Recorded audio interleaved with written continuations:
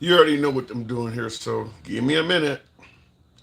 As usual on every program, I need to get my other streams going, and the primary one is always YouTube horizontal, which is what we're working on now. We should be running in about 60 seconds or less, so bear with me as I always say. We're going to be talking about Trump making some pretty strong promises, and of course, in typical Trump fashion, he's making waves. So we're going to be talking about the Trump tariffs and what they might do to the economy, whether that's a good thing, whether that's a bad thing, long term implications, and of course, pros and cons of what he's doing. So get your answers ready. And by the way, we are going to be on Instagram Live right away. So anybody who want to know how do you call in, you can do that on Instagram. The minute I say we're on live, we will be on Instagram as well. So I'll take any MAGA I see on there because I do want to talk to some MAGA. I do want to talk to some MAGA as well. So any MAGA I see on Instagram, I'll certainly try to bring you up expeditiously. But yeah, we're going to be on in about 30 seconds or less if I can get this device to work. Let's see what's going on. I think it's coming up. All right, so we are now on YouTube horizontal and YouTube vertical. So make sure you got everything charging up. Having said that, I'll go ahead and queue everything up on TikTok. We'll start in 3, 2, 1. What up, folks? Once again, it is indeed your boy Tim, the handsome liberal. It should go without saying that you see behind me on the monitor. We're going to be talking about President Trump's economy. Now, clearly, his tariffs are attracting a lot of attention. They're in they you would expect that. I mean, you would expect his tariffs to be attracting a lot of attention just for how wide reaching they are. I mean, he's placing tariffs on Canada, Mexico, and China simultaneously. So it shouldn't surprise anyone that his tariffs are wide reaching. But what we're going to be talking about tonight in regards to his tariffs, I want to get a few opinions from you because there's a lot of questions to be asked in regards to his tariffs. A lot of different things that could certainly come about, and I don't know if we're expecting everything to happen is going to be good. Everything that might happen is going to be bad or a mixed bag. We're going to talk about that mixed bag. So starting out, I want to ask you guys this question right off the bat. Remember we were always talking about the price of eggs, the price of groceries, and how bad everything was. We wanted prices to come down immediately. We wanted prices to come down immediately. People were barely able to feed their family. So obviously the Biden economy was leaving a lot of folks unhappy and they wanted immediate change. Having said that, I want to play a clip from you. This is in regards to President. This is President Trump speaking out. I don't know where I left the clip at, but this is him speaking out about the tariffs, what implications, what could happen. I want you to hear what he says, though. President. Tariffs don't cause inflation. Okay, I gotta Cause success. give me a moment to turn. I didn't realize I turned the volume down, but this is him speaking. This is only a few seconds, but it goes to say how he responds to this. This is in regards to him being questioned about his tariffs. They cause success. They cause big success. So we're going to cause inflation. Okay, hang on a second. The president. Tariffs don't cause inflation. They cause success. They cause big success. So we're going to have great success. There could be some temporary short-term disruption, and people will understand that. And that's what we're talking about. He says there could be some temporary short-term disruption. Now, this is particularly concerning because everybody wanted prices to come down now. Biden sucked. We wanted to get rid of Biden so we could bring down the cost of goods and services now. Here he comes along and he's going to impose tariffs, and he's saying this will cause some temporary disruption. So, in other words, the pain could extend. So, we're not going to get a reduction in the price of groceries, the price of eggs now, which is why people voted Trump in. He's telling us you need to dig in and expect temporary disruption. Now, I'm asking this from a standpoint, and I'm not saying he's not wrong. I'm not saying he's right. I'm saying that folks voted Trump in to solve the problem immediately, not tell us we got to be prepared for more temporary disruption. So what I'm asking, simply put, is this, because he's saying the American people will understand it. And so all of the folks that were crying out they could barely afford to feed their families, they were damn near going hungry because they couldn't afford anything at the grocery store. He is now saying those folks will be okay with more temporary disruption, is the phrase he's using. I'm going to ask the simple question. Is this leading folks to believe that maybe under Biden the economy was not as bad as folks were saying it was? Because we needed a fix immediately. We couldn't afford to buy anything. Cereal cost too much, eggs cost too much. People were complaining constantly. Now all of a sudden he's in there and suddenly everybody's on board with going through some temporary disruption. And as he explained how long that's expected to last. So all of a sudden people seem to be okay with dealing with a tough economy all of a sudden. Whereas under Biden, we needed it fixed right now. I'm just going to say I'll certainly entertain your opinion, but it sounds to me like maybe we weren't doing that bad. If he is certain people are willing to deal with it for a little bit longer. That's what he just said. Temporary disruption, and the American public will understand. I'm trying to find out what would lead him to say that if things were so bad. Things that did not deter the president. Tariffs don't cause inflation, they cause success. They cause big success. So we're going to have great success. There could be some temporary short-term disruption, and people will understand that. Temporary short-term disruption, and people will understand that. The same folks who were complaining they couldn't even buy groceries, they will be understanding if it lasts a little bit longer. I want to get your opinions on that, because that makes it sound like we weren't doing that bad under Biden. And we got a few questions on this before we continue on and start taking calls.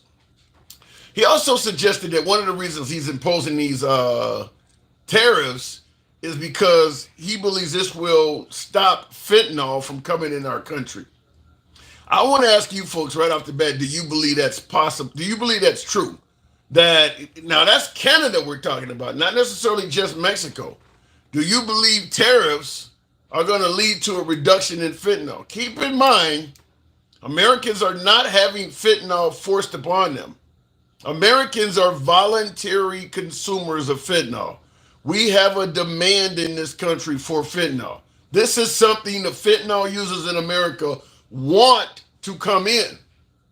But he's saying his tariffs will stop that. So we'll talk about that as well. I want to know from you folks, we're speculating here. We won't know the answer for quite a while, I suppose.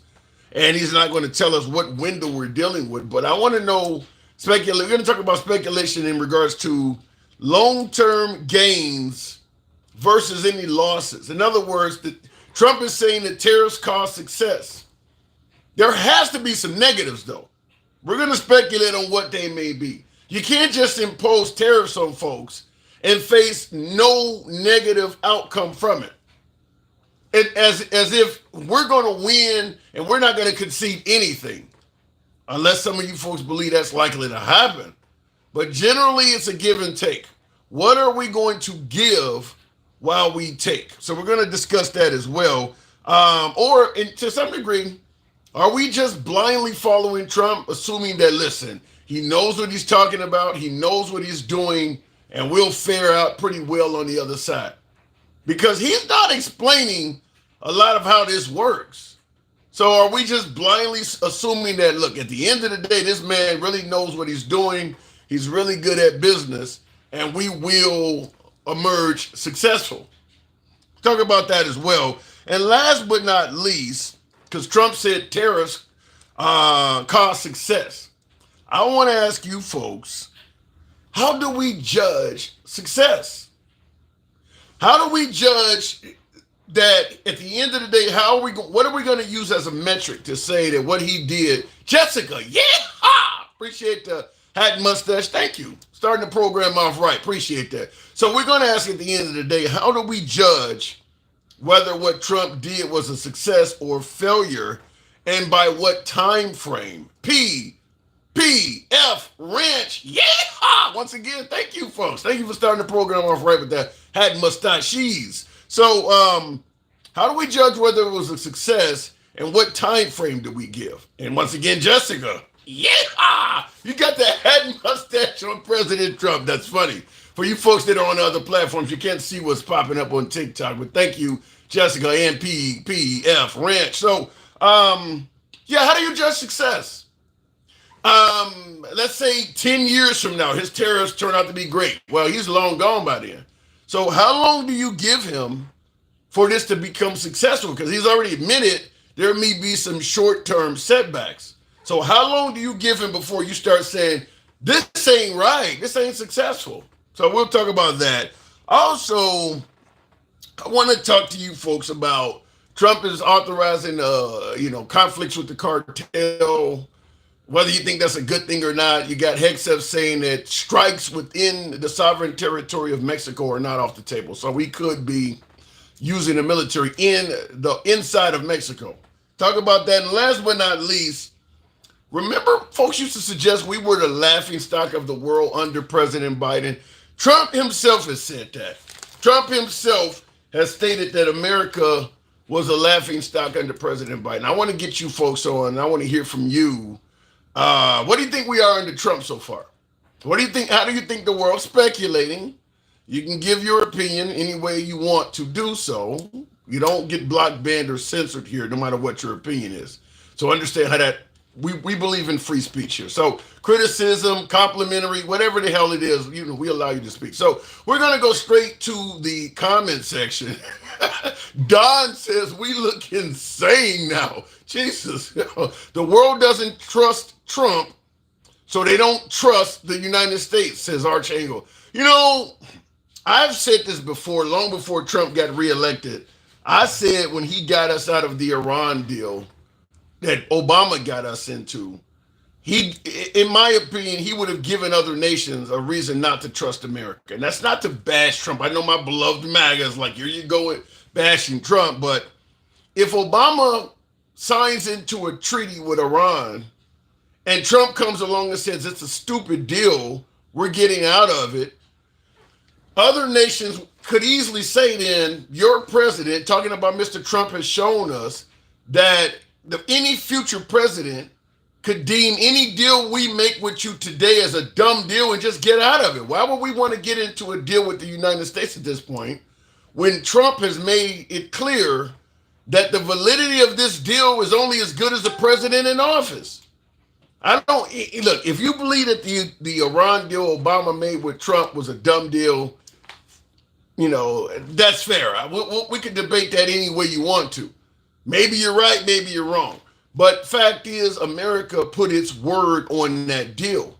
You can't just undo something because when you did it, you were out of your right mind, or you had the wrong leadership, whatever the case may be. You can't just undo a deal like that. Trump did that, and in my opinion, yeah, if I'm making a deal with the United States, I would bring that up. How do I know I can trust you? Trump has already shown that you guys break deals. Simply put, the next leader thinks it's a bad deal, he may just break it. So we're going to talk about all of that. Real quick, looking in the comment section, we'll go ahead and start it out. The world doesn't, I saw that already. I'm having a Biden moment.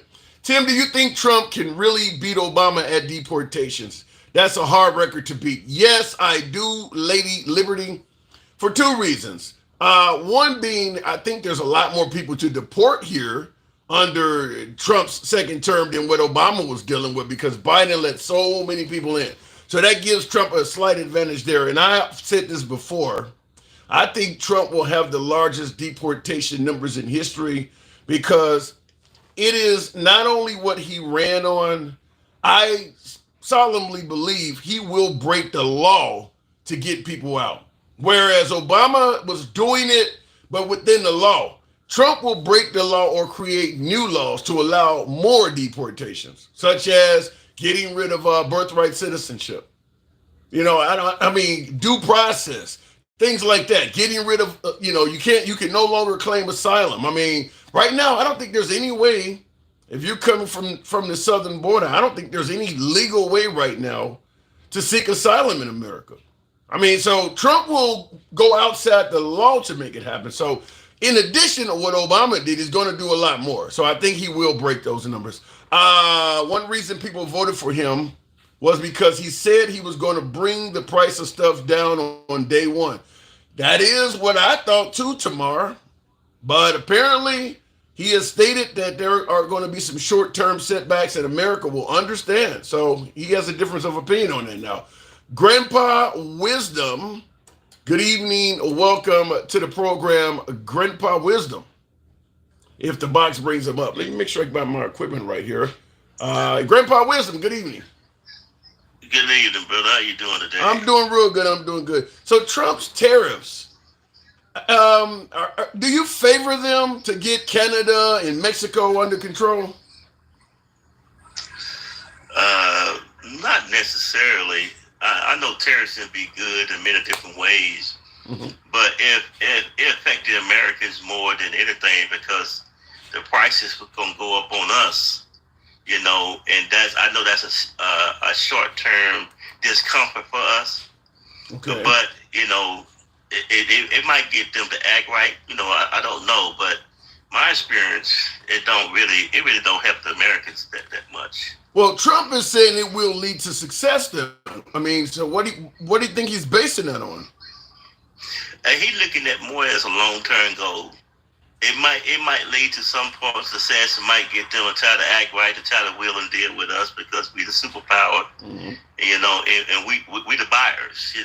Right. We gonna buy your goods, and so if you put a little pressure on them, and they might say they might try to act right, but however they gonna hurt us. They gonna hurt us in the beginning, and as to what he's doing, I feel like I had buyer's remorse.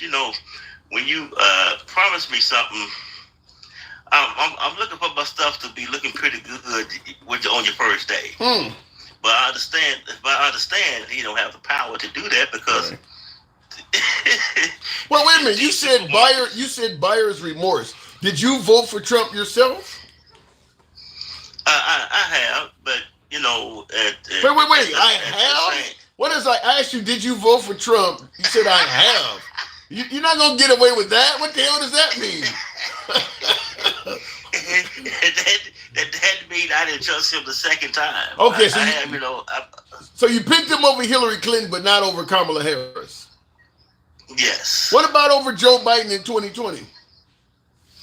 I went with Uncle Joe. Okay, all right. So you voted for him once, and you voted against him twice. All right.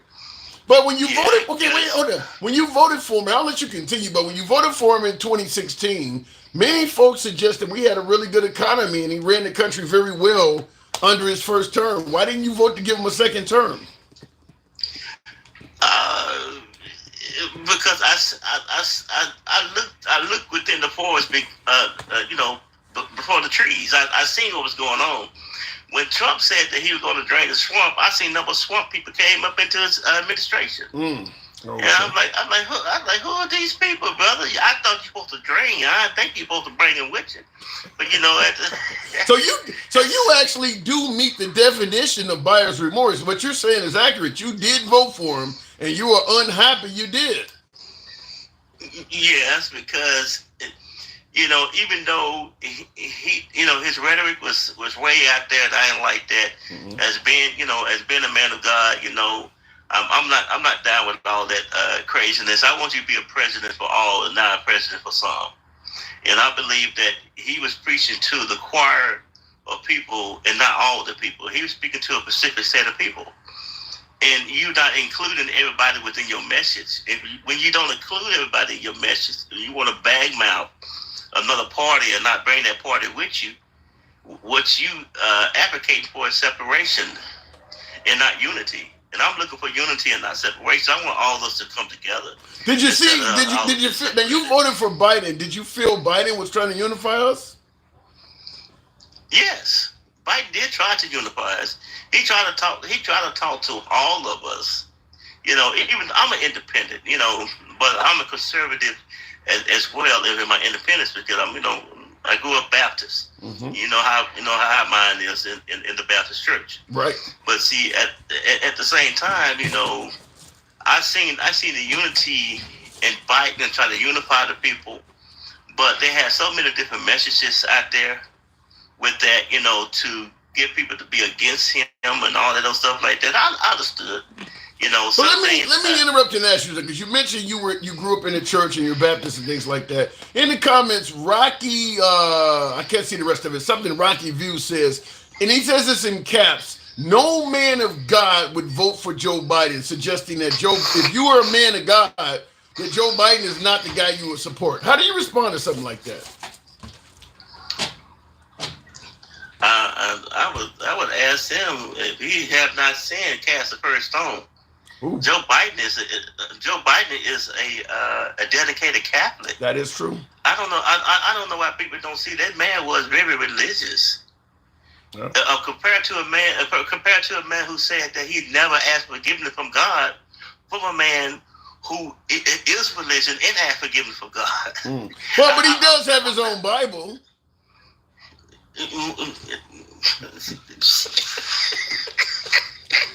I gotta bring it up. He does have his own Bible. You can't beat that. Yeah, like most of these dang evangelists be on TV at night. All right, okay. So in other words, how long do you think it'll be before we can determine whether what he's doing is successful or not? We got to give Trump. We got to give Trump a chance. I believe if you give that man a chance, you know, and we see because right now his first couple of weeks been looking kind of ugly. He been putting out stuff like, oh my God. Wait. But what is he doing that's ugly? The man made promises, and it sounds like he's just trying to deliver. Many would say. Yeah, he made promises. He sure did. But we're gonna see how the promises gonna keep out, and the promises gonna take rights from people. You know, different things like that. You know, yeah, he gonna keep his promises, but he's doing some crazy things that we gotta see what he trying to do. So you said you're saying that survive with all that. You're saying that some of his promises are going to quote unquote take rights from people. Give me some examples of what he's promising that could lead to loss of rights. The loss of rights. That's what you said. Yeah. A lot of different rights of people is the equal opportunity type stuff. What he's trying to do right now. You done froze up on me. Okay. Can you skip? Oh, there you go. It's freezing. Hang on. Let me. I see you now. You okay. Well, can make if it's because otherwise I'll switch over to my. Oh, it said poor. Yeah, I can see you fine. It gave me a warning, a poor collection or something. Oh, that's weird. Okay. So you're saying like when you say loss of rights, I'm trying to figure out what rights are Trump threatening to take away from people. It's not if he threatened to take away rights, but you have to see what his administration is doing right now. They demonizing DEI and all that stuff like that when DEI don't have nothing to do with what they think it does. So you know, there's a lot of different things that they're doing that make it seem that it's like who are you really attacking? You know, and when they do stuff like that. So you know, I got to look close on it. You know, because I'm in Texas. You know, born and raised here in the state of Texas, and a lot of things what people talk about I don't see. So you know, I'm trying to figure out what is going on here. How do you like but you being born and raised in the Lone Star State, what do you think of Abbott, your governor down there? Greg Abbott? Yeah. He things too. I got to see what this brother gonna do. I I mean, don't know. His first agendas is a. Go ahead, yes, sir. I was gonna say, I mean, what about protecting the border? You guys had a major border issue down there, allegedly in Texas. Do you favor what he has been doing to protect the border, and Trump too, to an extension? Well, that's the crazy thing because it don't affect us at all. The illegal border entries does not affect the state of Texas. Not where. Your governor is claiming that you got immigrants running rampant all over your state, murdering people and every damn thing. Brother, that's a bald-faced lie. A bald-faced lie straight up out of here. We don't see. The problem is with people outside of Texas and people talking. It's a lot of rhetoric that they speak. They just demonize. They demonize the other. We don't have that mess out here in Texas. We don't even see it. When nobody run across our street, I don't see an illegal Mexican come out because, brother, that stuff is weird. Well, I'm curious. What part of Texas are you in? So right now I stay in the DFW area. So you're in Dallas, and no issue with undocumented or illegal aliens at all. No. Well, your governor says otherwise. Yeah, well, it's not what they say it is. I believe that it's a whole bunch of rhetoric just to get people all up in their feelings about certain things. But most of these people down here that the Latinos, the Latin brothers and sisters, they work hard out here. And most of the time they have their own businesses and stuff like that, and they do a lot of good things. But whatever they talking about, the illegals, what all of that, it's not rampant as they say it is. Yeah, they don't just say it's rampant. They say these folks are actually committing major felonies and harming Americans. In Texas? All over the country, including Texas. No, that's a bald-faced lie. In Texas, you get your head knocked off out here, brother.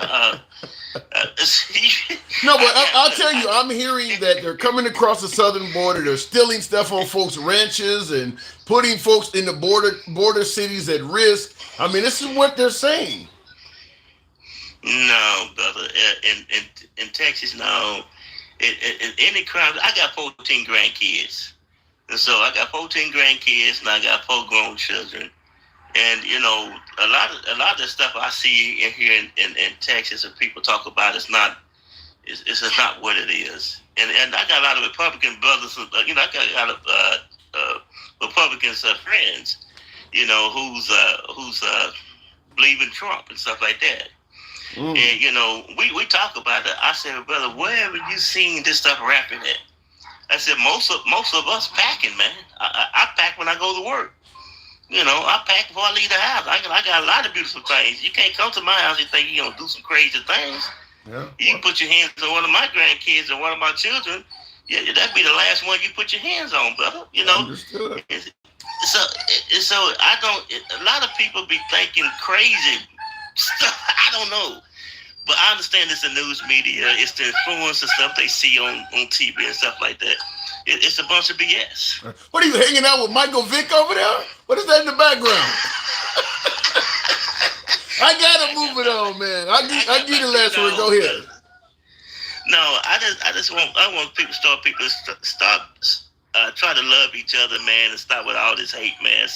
And let's come together with all the stop believing in the hype, Well, this is what they say, and I appreciate you coming on, man. Thank you for coming through. And as I said, say hello to Mike Vick for me, man. Appreciate it. All right, moving the program. I don't know what was going on with that poor puppy in the background. But continuing on the program, put some respect on Mike's name. Yes, I'm just kidding. Tap the screen, by the way, folks. I haven't asked you to do that just yet. Get us up to about 20,000 on the likes. This is later in the evening broadcast. Some of these days, normally I take a day or so off, certainly on the weekend, but Trump has been so busy. It's difficult. Like if there's nothing going on I tend, I don't want to just be here for the sake of being here. So, if it's a boring news day, you might notice we're not here, but there's no boring news days with this guy. There really is no boring. There's no boring news day. I mean, Trump is in the news on TV every day. Mike, yeah, appreciate the hat mustache. There is not a single boring news day with Trump. J Aviation says, "Good luck, you pointy hat CEOs." But wait a minute, let me read this again. Good luck, you pointy hat CEOs, burning fools. Aviation, you got to explain that. I don't quite understand what you mean there. Imagine eradicating measles and then making your population so incompetent they bring it back, and then they bring back polio. Laugh out loud. Darren, it would be funny if that ain't true. If that's true, there's nothing funny. And by the way, if we do something like what you're suggesting, it may come a time when it becomes difficult for Americans to travel abroad. If our antics get too crazy, certain countries are going to start saying, "No, we don't want you here." Remember during the pandemic when certain states were open and other states were social distancing and wearing masks, and we started having a division in the states. I think New Yorkers were not letting Floridians come to New York. And then it ended up flipping around and Florida was not. So yeah, if we get too crazy, we start banning vaccines and polio and the measles and all that shit starts coming back among Americans, you could find it difficult to travel abroad. Looking in the comments though, can anyone check Japan, Australia, New Zealand, and South Korean stock markets? Unfortunately, all of this shit's tied together. So if ours go bad, theirs will too. And that's a good point, though, Chris, because all of those countries are already dealing with Monday morning. I used to live in Australia. They're like 16 hours ahead. So it would be like noon, almost 1 p.m. Monday afternoon where I used to live at. So, checking their stock markets can tell you quite a bit. If a migrant stole your job, I will deport you. Mike, I don't know what you're trying to say there. Anyway, we'll continue on with the program, Noah. And like I said, we are on Instagram Live as well, so feel free to come on through. I do want to, I'll try to bring him up if he wanted to come in through. That is Chris Bearden. Trump needs a little twerking. Well, he's the president now. He's the one that twerks. He's the one that twerks others. You're not going to twerk him now. He's the most powerful man on the planet, probably. There we go, Chris. Good evening. Welcome to the program. What's up, man? I've been watching your ass for a long time. Oh, appreciate it. I saw you on Instagram, and I'm like, I want to hear from my Instagram. Now, I don't know your voting affiliation. Did you vote right or left? I voted right. Okay, so you voted for Trump. Did you vote for him all 3 times? I did. Okay, fair enough. So how do you feel about his tariffs? I think he used them mostly as negotiating tactics. And I think in the long run, like he was saying, in the short term, we may hurt in the pocket. Excuse me. But in the long term, I think his goal is to bring back American manufacturing and to maybe make things cheaper for us. Yeah, but okay, so one of the questions that I have, though, because when we had Biden in office, people were really suggesting that the economy had a pinch, they were hurting, they wanted things better now. Trump comes along and all of a sudden we seem like we have time to wait until things get better. Why did it change? Can you repeat that part one more time? I'm sorry. When Biden was in office, we were complaining about the high cost of eggs, the high cost of groceries, how we needed immediate change. We needed groceries to come down immediately. He used a lot of phrases like day one. Suddenly he comes in, he imposes tariffs and says that Americans will understand that there will be a temporary setback. So in other words, the suffering could go longer and may even get slightly worse, and Americans will understand. What happened to we need this fixed immediately? Yeah, I was wondering the same thing. Yeah. I guess it's politics, man. I don't know. They all kind of swing the truth a little bit sometimes. Yeah, but why aren't voters like yourself, some of the Trump supporters who were saying that this needed to be fixed immediately, Why aren't they? Where's the outcry now? They seem to have calmed down. They're okay with something less than immediate. Probably just don't want to talk about it. I mean, to be honest about it, I don't know. You know, like some people's more laid back than others. I'm one of the laid back ones. Not that I don't care, because I do, but I just, like I said, I think the long term goal is a good thing, but the short term goal is going to be hard on us, and he wasn't honest about it. I mean, that's just the truth. That's the way I see it. Oh, you said he wasn't. So you're admitting he was not honest about it. Yes, sir. Wow. Okay, fair. I mean, do you have any voters' remorse yet? I mean, you're admitting he's not honest about something so far. Does that make you have any voters' remorse at all? No, I don't. Okay. I see it as I think a big deal with him is foreign policy, and I see a lot of good things he's done. You know, I don't look just at that one thing. Like he just signed into law school choice. Man, that's a big deal. That's going to help a lot of inner city kiddies. Inner city children. Yeah, I get it. And how do you think school choice is going to do that? Because I'm hearing a lot of the opposite from a lot of folks. How do you think school choice is going to help inner city children? You know, they'll be able to go to better schools, you know. Like my hometown, for instance, you know, well, every city across America's got better schools, and some ain't so good because of where they're at, to be honest, you know. Not talking bad about one area, but that's just the fact. They don't have as good as schools in minority neighborhoods a lot of times. And then now, you know, they'll get a chance to go to these other schools. I mean, I guess that's how it works, right? That's what but I'm trying, even if you're living in the inner city, and I mean, a lot of inner city kids are impoverished, even if you can go to a different school, I mean, are they going to cover the additional transportation to get there?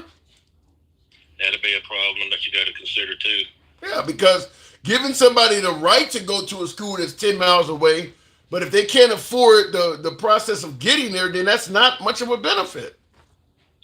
Right. Yeah, because the bus might not run over there. And right. If you don't put some kind of school bus system in place to get them to this new school that you're giving them access to, then you're offering them something that they can't cash in on.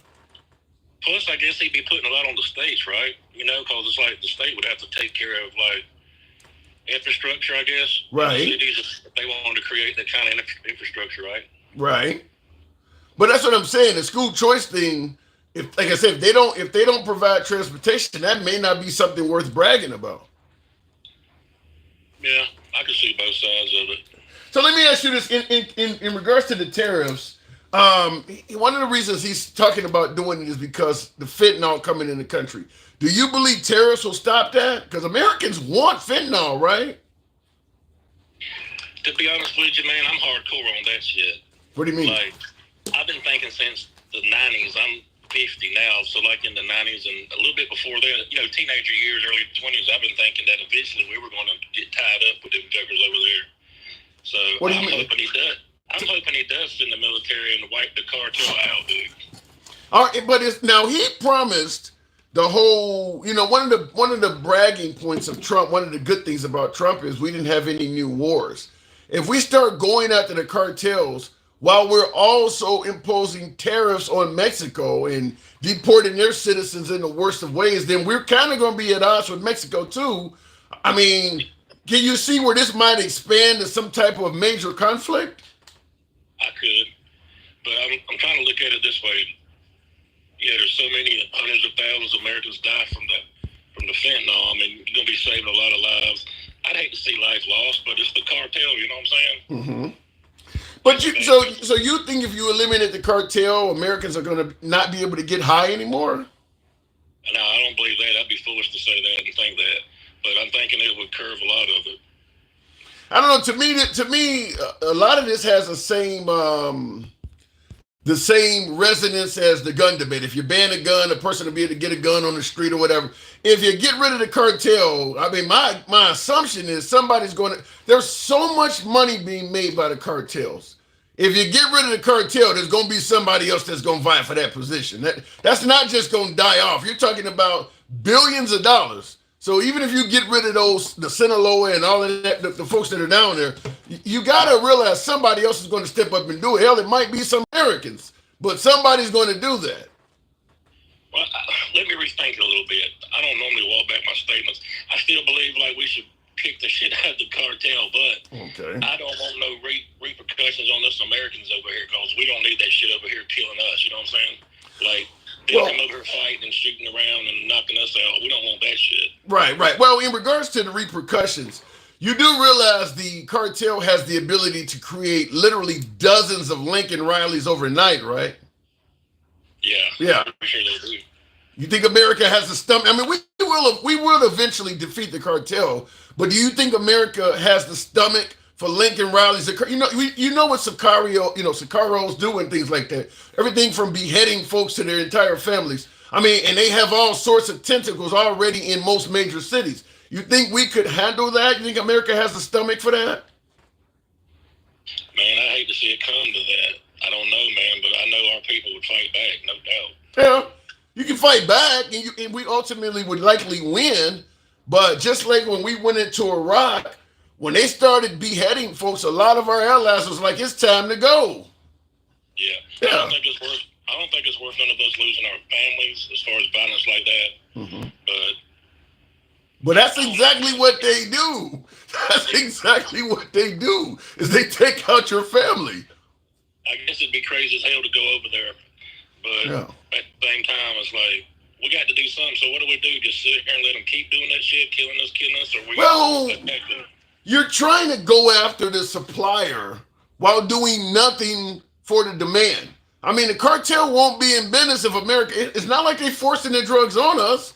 They're not pinning Americans down and sticking needles. This isn't an episode of Taken. They're not forcing you to take the drugs. So getting rid of the supplier when the demand still is there, I mean, like I said, it's $1 billion business. So if you get rid of the cartel, somebody else is going to try to answer that huge demand. Yeah, you'll never get rid of drugs, just like you'll never get rid of guns. Right. So what are we doing then? So what the heck are we doing? I guess we pissing in the wind, bro. Yeah, I don't see what we're doing. I mean, not to mention all of the innocent Mexican casualties we're going to have, because they got a lot of innocent folks that are out there in them coca fields and things like that are just trying to feed their families. So when you start taking these places out, you're going to be taking out a lot of innocent people too. It's just a bad situation. Yeah. Okay, fair enough. But right now you're working with them. Right now you're happy with your vote, right? I am. I'm real happy. Like, he's the only politician I ever seen keep his word, man. And you've been around long enough to know that, man. Most of them say shit they gonna do, they get in there and they don't do shit, man. I could have a long conversation with you about him keeping his word, but I mean, you don't believe he was with Stormy Daniels? He was probably all up in it, but I don't care. So you don't keep his word. You don't care about the stuff he's lying about. I don't care about his character at all. I know some people ain't gonna agree with it, but it's like, dude, I just want a strong leader. You know, I know he talks a lot of shit about people and situations and all, but I see him getting shit done, though. You know what I mean? Fair enough. I wouldn't want him dating my daughter, but I'd like him to run the country. Do you realize how that sounds? I wouldn't want him dating my daughter, but I like how he's running the country. Look, ain't nothing wrong with voting for Trump, but damn, if you got to say that about him, it almost makes it look like there is. Oh my God. Last question before I move it on. Good caller, by the way. Who won the 2020 election? Dude. Take your time. I'm gonna go ahead and have a sip. This is sweet tea, by the way. This is actually sweet tea. Who won? I like that cup. I got the same cup. Damn right. Damn right. But who won that election? Well, my first thought, you know, as a Trump supporter, I was like, man, them motherfuckers cheated like a son bitch. But I really don't know, Tim. Don't nobody know. You know what I'm saying? All right, I gotta go. I got a dog in the oven I need to eat. Appreciate you coming through. Thank you. Yeah, man. Hey, it was awesome to get to talk to you, bro. Hey, my door's always open to you. Come back on anytime, man. All right, thanks. Good conversation. Thank you. Appreciate it. All right, moving on. Oh, what the hell did I just do there? Bear with me, folks. I'm learning how to use this damn. Go ahead and drop out of there if you know how, because I'm trying to figure it out. Let me see if I can. All right, let me see. All right, yeah, give me a second. We'll continue with the program when I figure out how to work this. Okay, I got it. I see where it says remove. All right, later, Tim. All right, have a good one, man. You too. All right. Okay. And by the way, tap the screen, folks. That was a MAGA. Listen. I do believe there's legitimate reasons to vote for Trump, but I certainly believe there's legitimate reasons not to favor him either. But we'll continue on. Like I said, we do entertain both sides of the aisle. We don't block, ban, or censor. You can be critical of anybody in the program up to and including the host. So feel free to smash that like button if you enjoy this type of open dialogue. We go left of Bernie Sanders. Yeah! Big dog! Appreciate that mustache. We go left to Bernie Sanders to I'm having a dinner with Q. Everybody gets to speak. Looking in the comments section, we're talking about Trump's tariffs.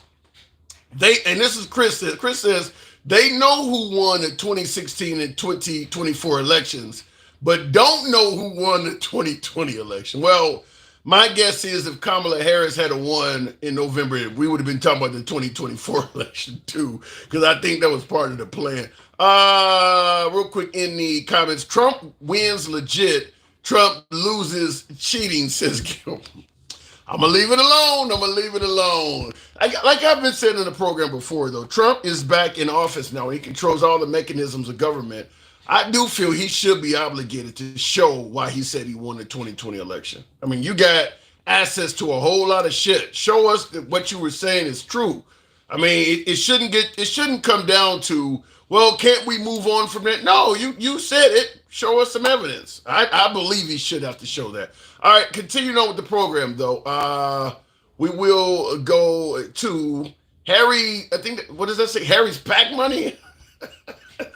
Good evening, Harry. Welcome to the program. That's a hell of a mugshot you got there while we bring that up.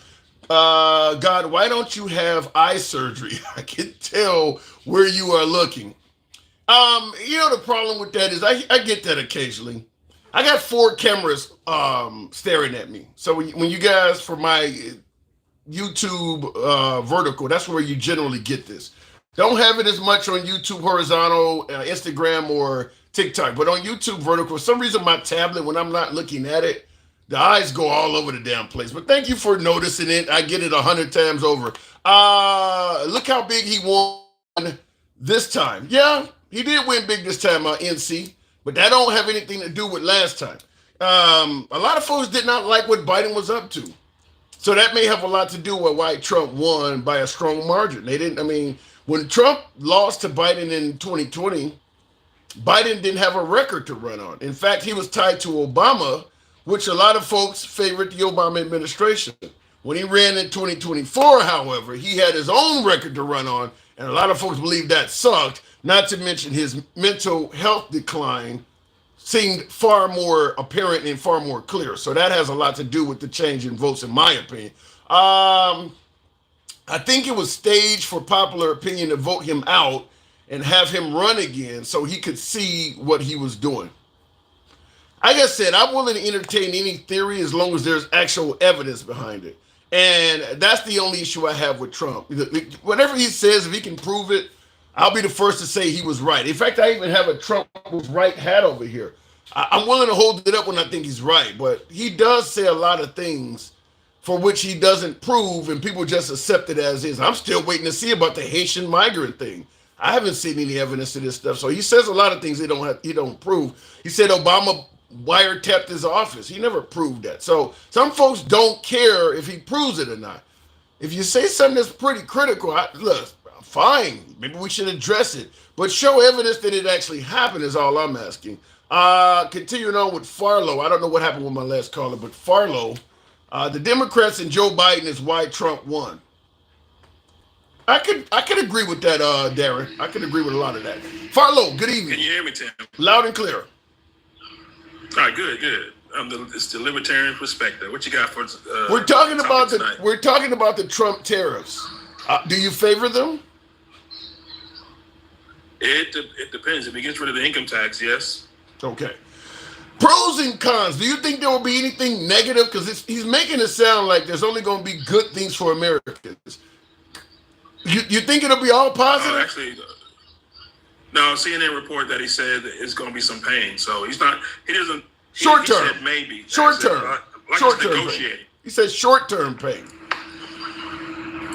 Well, it depends on what his definition of short term pain is too. Because mine and yours could be different from what he's talking about. Right. So, like what I asked my last caller, we were being told that the economy was so bad we needed things to improve immediately. Why are we now okay with short-term pain simply because Trump won? We wanted eggs to be priced decently. We wanted gas to drop. We wanted this stuff immediately. Now he's saying that we're going to deal with some short-term pain and Americans will be okay with that. Why did it change? I think he's going to do something with taxes. He did say something about getting rid of the overtime on federal, which would help. But he should get rid of the income tax altogether if he's going to go to tariffs. But he didn't. And that's what he's trying. But he didn't run on short-term pain. He ran on fixing the economy on day one. I agree. So why is it okay now? When you get in there, well, when you're on the outside talking and you get in there, you realize, oh, this is going to be a little bit harder than I thought it was going to be. But wasn't that his excuse from the first term? Is that he promised to drain the swamp and do all this, and he realized once he got in there it was going to be a little bit harder? You're telling me we're going to play the sequel to that? Well, it is because he's fighting the same fight. He's fighting Republicans. He's not fighting the Democrats this time. It's his own party. Again, it's just the rhinos, as they're called. Who in the Republican Party is he fighting? Give me some names. Right now in the Senate, he's trying to get his Tulsi Gabbard, Kash Patel, and Robert Kennedy Jr. through the Senate. They're like, there's two Democrats. Why would we want to vote for Democrats to be in your cabinet? I say, why not? That's how he ran on a coalition. So why are they slow-footing it? You really think Trump is currently fighting with Republicans? He is. Give me some names. Okay, the majority leader said we're gonna do what we're gonna do. We're gonna stay weekends. We're gonna push your nominees through. They just left for the weekend. No. Give me some names of Republicans he's fighting with. Thune currently, he was like, we're gonna push your people through, and then all of a sudden he's like, oh, we're not gonna stay for the weekend. We'll pick it back up Monday. That's not what you said. You said we're gonna go. If we have to go through weekends, that's what we're gonna do. We're gonna push your nominees through. The problem is there's other Republicans like the one from Maine, and there's another one. I think she's from New Hampshire. They don't want to vote for Robert Kennedy Jr. or Tulsi Gabbard or Kash Patel. No, yeah. So if this was Democrats, his nominees are already be through. You don't think Joe Manchin wait, you're saying if it was Democrats, you don't think Joe Manchin, Kristen Sinema, Fetterman, you don't see any resistance on the Democratic side? I don't see Fetterman voting for those guys, for Tulsi Gabbard or No. You said if this was the Democratic Party, the people would already be through. And what I'm saying is Biden had all sorts of resistance from Democrats too. Oh, that was on bills. That wasn't for his cabinet. He's still trying to get his cabinet through. No, he only got one bill through, the Lincoln-Raleigh Act. That's it. They ain't got to the tax part yet, which is the supposedly supposed to be the big deal. But they're talking about April or May. Why are we waiting? Well, that's the problem. It is only on day 10, you know. No, man, get that stuff through. You got the House, you got the Senate. Why are we waiting? That's the problem I had with Barack Obama when I voted for him, when he got in office. Why were they waiting? They should have passed all their stuff. You only got 2 years. You know what's going to happen. Someone's going to lose the House or the Senate. You only got 2 years. Stop this waiting thing and just get it done.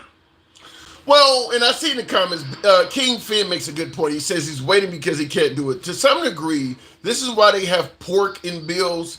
You can't just throw something out there and get instant agreement. Sometimes you got to call folks in the background and tell them, well, I'll do this for your area so you can satisfy your constituents. The waiting is not necessarily waiting. It's trying to do backdoor deals so that when the bill is passed, you know you got the votes.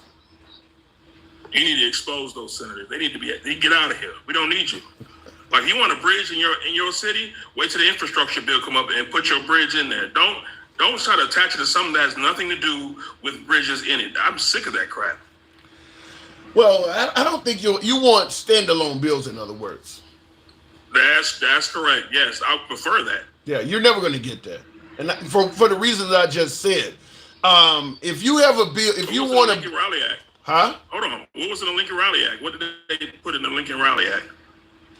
Well, okay, I stand corrected. I'll say you usually won't get standalone bills, and the reason I say that I agree. Yeah. That I agree with. yeah, because if you're trying to propose a bill and the folks in my area don't agree with it, and I don't have nothing to bring home to tell them, well, I got at least this for you out of this, I'm not going to get reelected.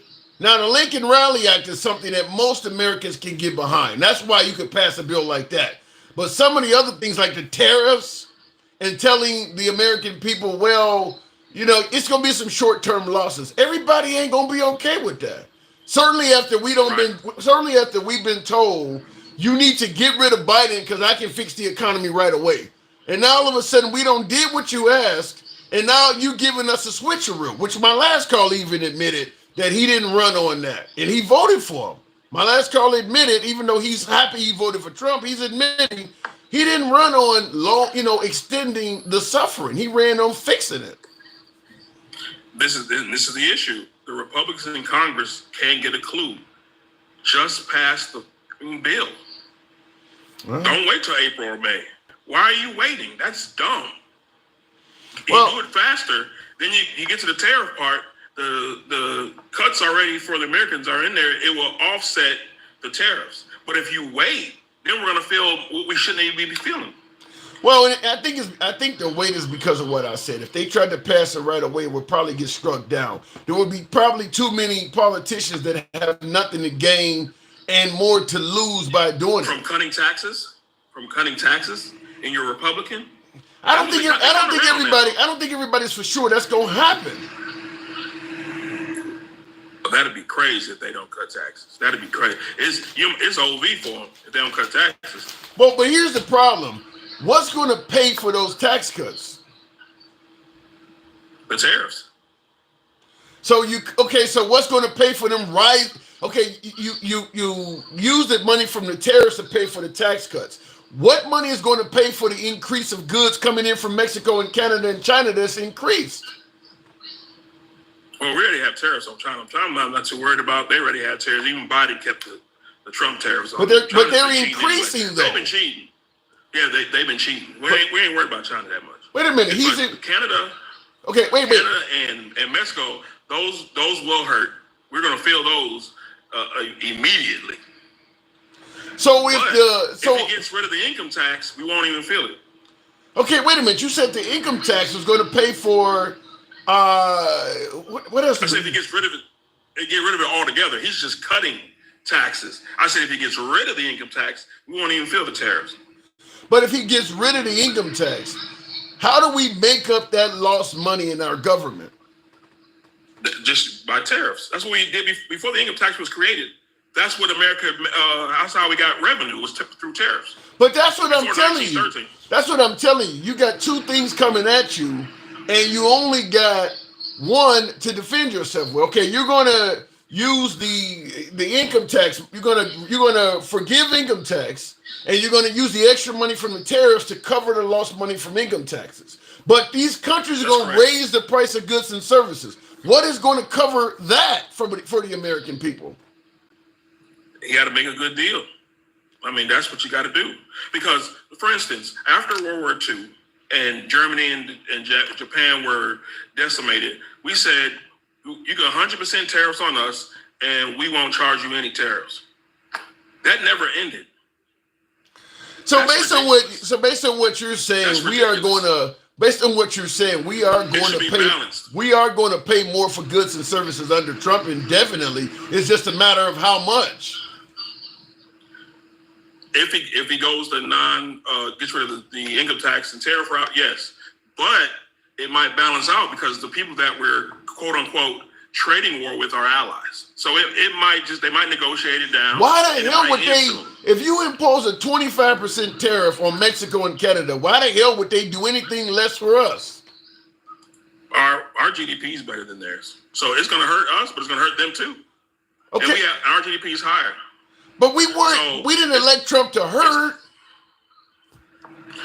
Well, that's true. That's true. But this is his strategy. So let's see if it works first before we criticize. Well, we're going to criticize him because he didn't run on doing this. He didn't run on. He ran on tariffs. Yes, he definitely ran on tariffs. He didn't run on telling us the hurt is going to continue for a temporary period of time. He ran on lowering the price of goods and services on day one. Now we're getting something else. That's true. I agree with you. But let's see if it works first. And it might work. It might not. When it doesn't work, then let's criticize. And then what? Okay, fair enough. We're just speculating right now. Okay, let's go. Well, you're going to criticize him because you admitted he's already doing something he didn't run on. So that's where the criticism is. That's correct. Yeah. So that's correct. So you said let's see if it works. So let me ask you this.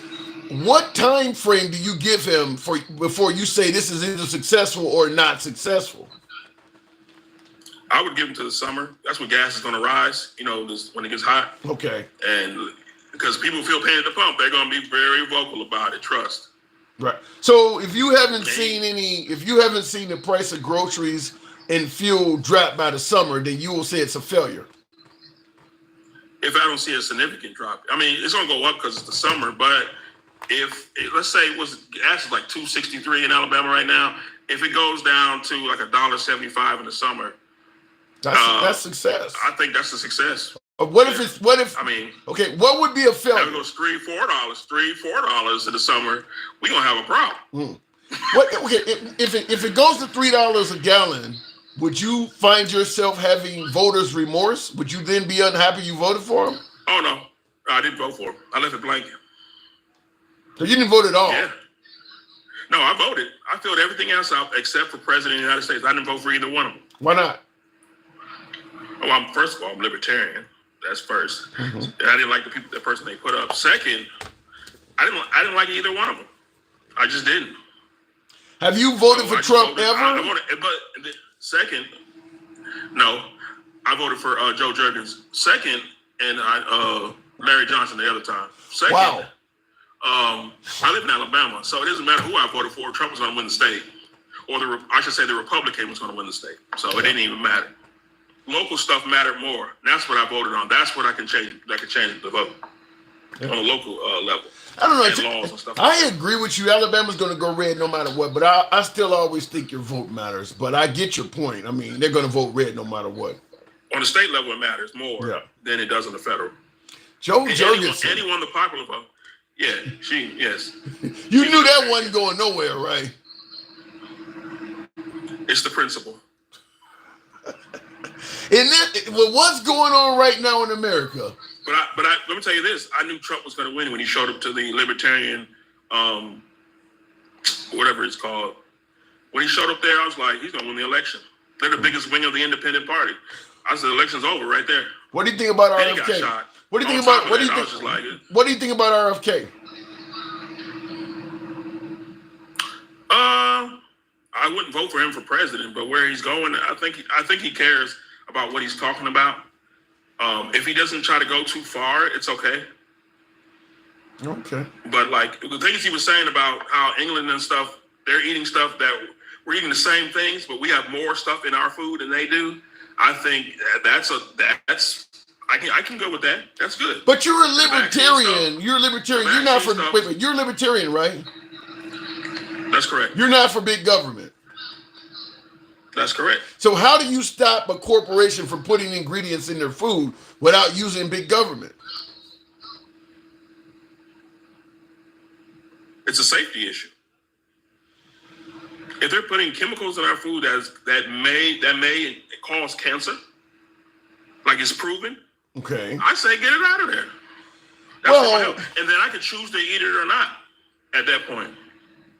So in other words, you would be okay with a ban on cigarettes, a ban on alcohol, because all of that stuff can cause diseases and problems too. It's on the box though. It says it can cause cancer. So stuff on your cereal box doesn't say can cause cancer. So in other words, so as long as they put on the box that this could cause cancer, they should still be able to sell it. That's correct. If they put on a cereal box and cause cancer, you think people are going to pick it up? And some people might. Most people wouldn't. They were trained to something else. They still picking up cigarettes. That got nicotine in it, bro. It's a drug. Nicotine's one hell of a drug, bro. So is sugar and salt.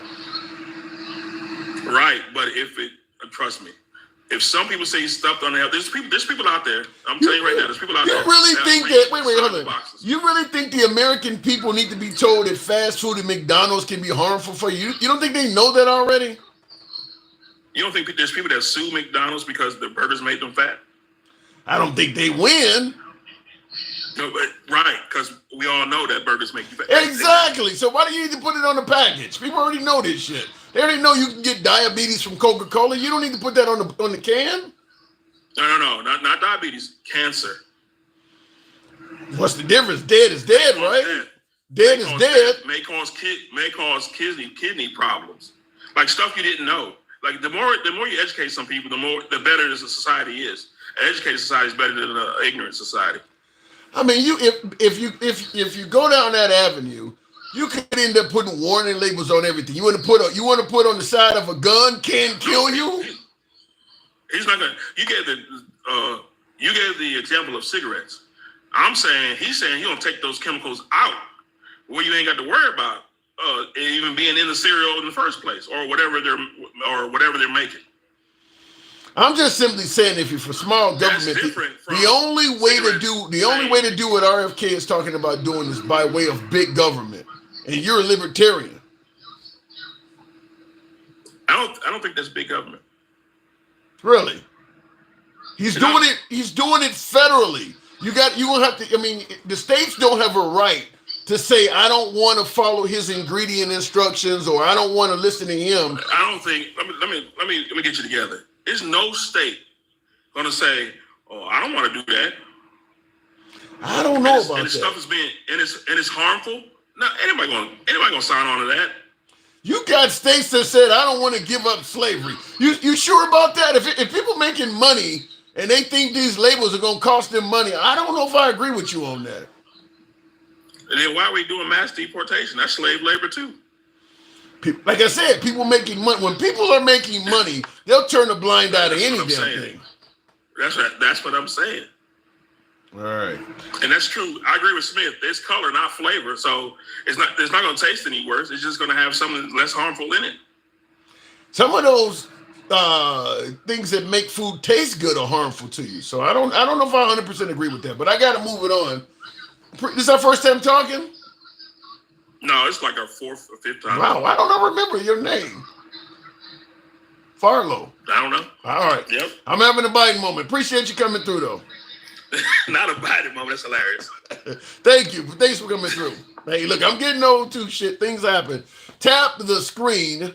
Get the likes on up to about 40. Can I get 40? That might be a bit much for this crowd. But tap the screen, get the likes up, smash that like button on YouTube. I wanted to point out and say thank you to Jeff S. What did I say? Something Wan. Thank you for your support in that super chat. Thank you, Sam S. What's your argument? I'm talking about, well, tonight we're talking about the Biden economy. We're talking about Trump, the Trump economy. Biden is gone. We're talking about the Trump economy, but Biden will come up for the simple fact that we were under the impression that things sucked so bad under Biden, we needed to get rid of him so that we could get Trump in there to lower the price of groceries and goods and services immediately. Now that he's in there, it seems like we're okay with that not coming right away. And I am certainly trying to figure out, how does that work? I mean, once we get rid of Biden, reducing the price of eggs and things like that how often do you hear folks on the right talking about the price of eggs right now? They're still very high. They're still very high in price. Trump gets in there and it's not a conversation anymore. Here is what he is saying in regards to the tariffs. I've been playing this clip. Not deter the president. Tariffs don't cause inflation, they cause success. They cause big success. So we're going to have great success. There could be some temporary short-term disruption, and people will understand that. Now, China vowed Here's one of the corresponding things. countermeasure. I'm playing a quick clip. This one's coming out of Chicago. Here's one of the quick things. Now, Trump said tariffs don't cause inflation, they cause success. So if Canada and Mexico impose counter tariffs, will it cause success for them too? Because they're going to be imposing tariffs as well. So I'm asking the question, how do we judge whether what Trump is doing as successful or as a failure? How long do you give him before you say, look, this is great, see all the great numbers, or this is a failure, look, things never got better? What time period do you use to decide? I mean, you don't give him the whole 4 years to see if the tariffs are working, do you? So at what point do you make the decision on whether it's a success or a failure? Is what we're talking about. Going back to the box, I will see if I can bring up one of my viewers on Instagram. We're doing kind of both. Like I said, Instagram is up as well. So you folks want to come up live for my MAGA viewers, feel free to go on the Handsome Liberal on Instagram as well. Good evening, Sherbert. How's it going, Tim? It's going good. We're talking about the tariffs. Well, let me ask you one thing, because I need you to repeat this to all the idiots. Do you think we pay the tariffs, or do the other countries pay the tariffs? I'm confident that we will pay those tariffs. Us consumers, us American consumers will pay those tariffs. Every time these other people come on here and saying, oh, the other countries are going to pay the tariffs, we're going to be making so much money. We're only taxing ourselves. Yeah. Well, but what about the notion that Trump? What about the notion that Trump is going to eliminate income tax, and that'll give you enough money to cover the added expensive tariffs? That's an interesting idea. I don't think it's going to work. But there's a silly reference that I think everyone will understand. Ferris Bueller's Day Off, when they're doing the classroom scene with the Clear Eyes guy. Mm-hmm. One of the speeches he's giving, and all the students are bored to death, is about the tariff policy of 18, whatever that was. And he says in there, it didn't work. We can see someone from like 50 years, not 50 years ago, 20, 30, 40 years ago. About 40 years ago. Ferris Bueller's came out. That they knew even then it didn't work. I've had about 3 or 4 viewers bring that. I haven't seen that movie. I have not seen it, but I've had several people bring that scene up. And we knew. Everybody knows. It's these people that don't want to listen to how the system works, that just want to go with Trump. So what is it? We just counterback. So what is it? So what are we doing? So what are we doing? Just blindly following Trump, thinking that he's a successful businessman, so we'll just trust that whatever he does works? 100%. And because he made that $50 billion with the Trump coin, people are going to say, well, he's successful, even though he's stealing from all the people that support him. But short-term gains are more respectable to these people than actually how the system works and how it's going to be better or worse for them. Well, that it's all about cult of personality. Is there any chance that all this could be successful, though? I would give it 5%, maybe. Wow, 95% chance of failure is what you're saying. I'm not saying 100. Pretty damn close, though. So I got a good comeback that I've been trying to get a hold of you for a little bit on TDS. Yeah, okay. There's this other guy, Joel Talks Politics. He came up with this. It's Trump sexual. So all the people that just want to gargle on Trump's, you-know-what. Trump sexuals. Instead of listening, if they're going to be the people that apologize for everything like DJ Julio, Trump sexual. They got a kink for Trump. It's not that he's the god. They just got a kink for him. They're Trump sexuals. And I'd love to see that getting put around a lot more. That's an interesting term, a Trump sexual. If you defend Trump on everything, as you said, I guess you're swallowing his load. You're a Trump sexual. Okay, I'm learning some. I see. Say we're deranged. They got kinky. You know, it's just for a fat orange dude. Oh wow. Okay, so in regards to my earlier question I asked, how long do we give before we determine whether he's successful or a failure? Probably 6 months. So that's about as much as the system can handle. That's kind of what my last caller said. Around the summertime, we can, if we haven't seen some real tangible financial successes around the summertime. But it won't matter because all these apologists, all these Trump sexuals, they're just going to say it's okay. The system had to change. Wow. So in other words, it doesn't matter if he succeeds economically or fails. As you say, the Trump sexuals are going to stay with him anyway. Probably about a third of the country, no matter what he does. It's always going to be perfect because he's sent by God. Remember that. Too. Middle of Fifth Avenue. Yeah, exactly. Wow. So nothing matters. This is all just a meme now. Wait a minute. Are you saying if you're going to say a third of the country is going to follow Trump no matter what? Let's say, for instance, we start heading Right off toward. that cliff. Let's say, for instance, we start heading toward a depression, like a Great Depression of the 1920s. You think they'll still ride with him then? Yeah, as they're starving to death. It doesn't matter. Really? Damn. 100 people in the cult are going to drink the Kool-Aid, Tim. You People, can call them the Moonies or the Trumpers, but they're going to drink that Kool-Aid. people in a cult are going to drink the Kool-Aid. That's what I mean. You Doesn't come in with a matter lot if of it's gonna quotes. Kill you.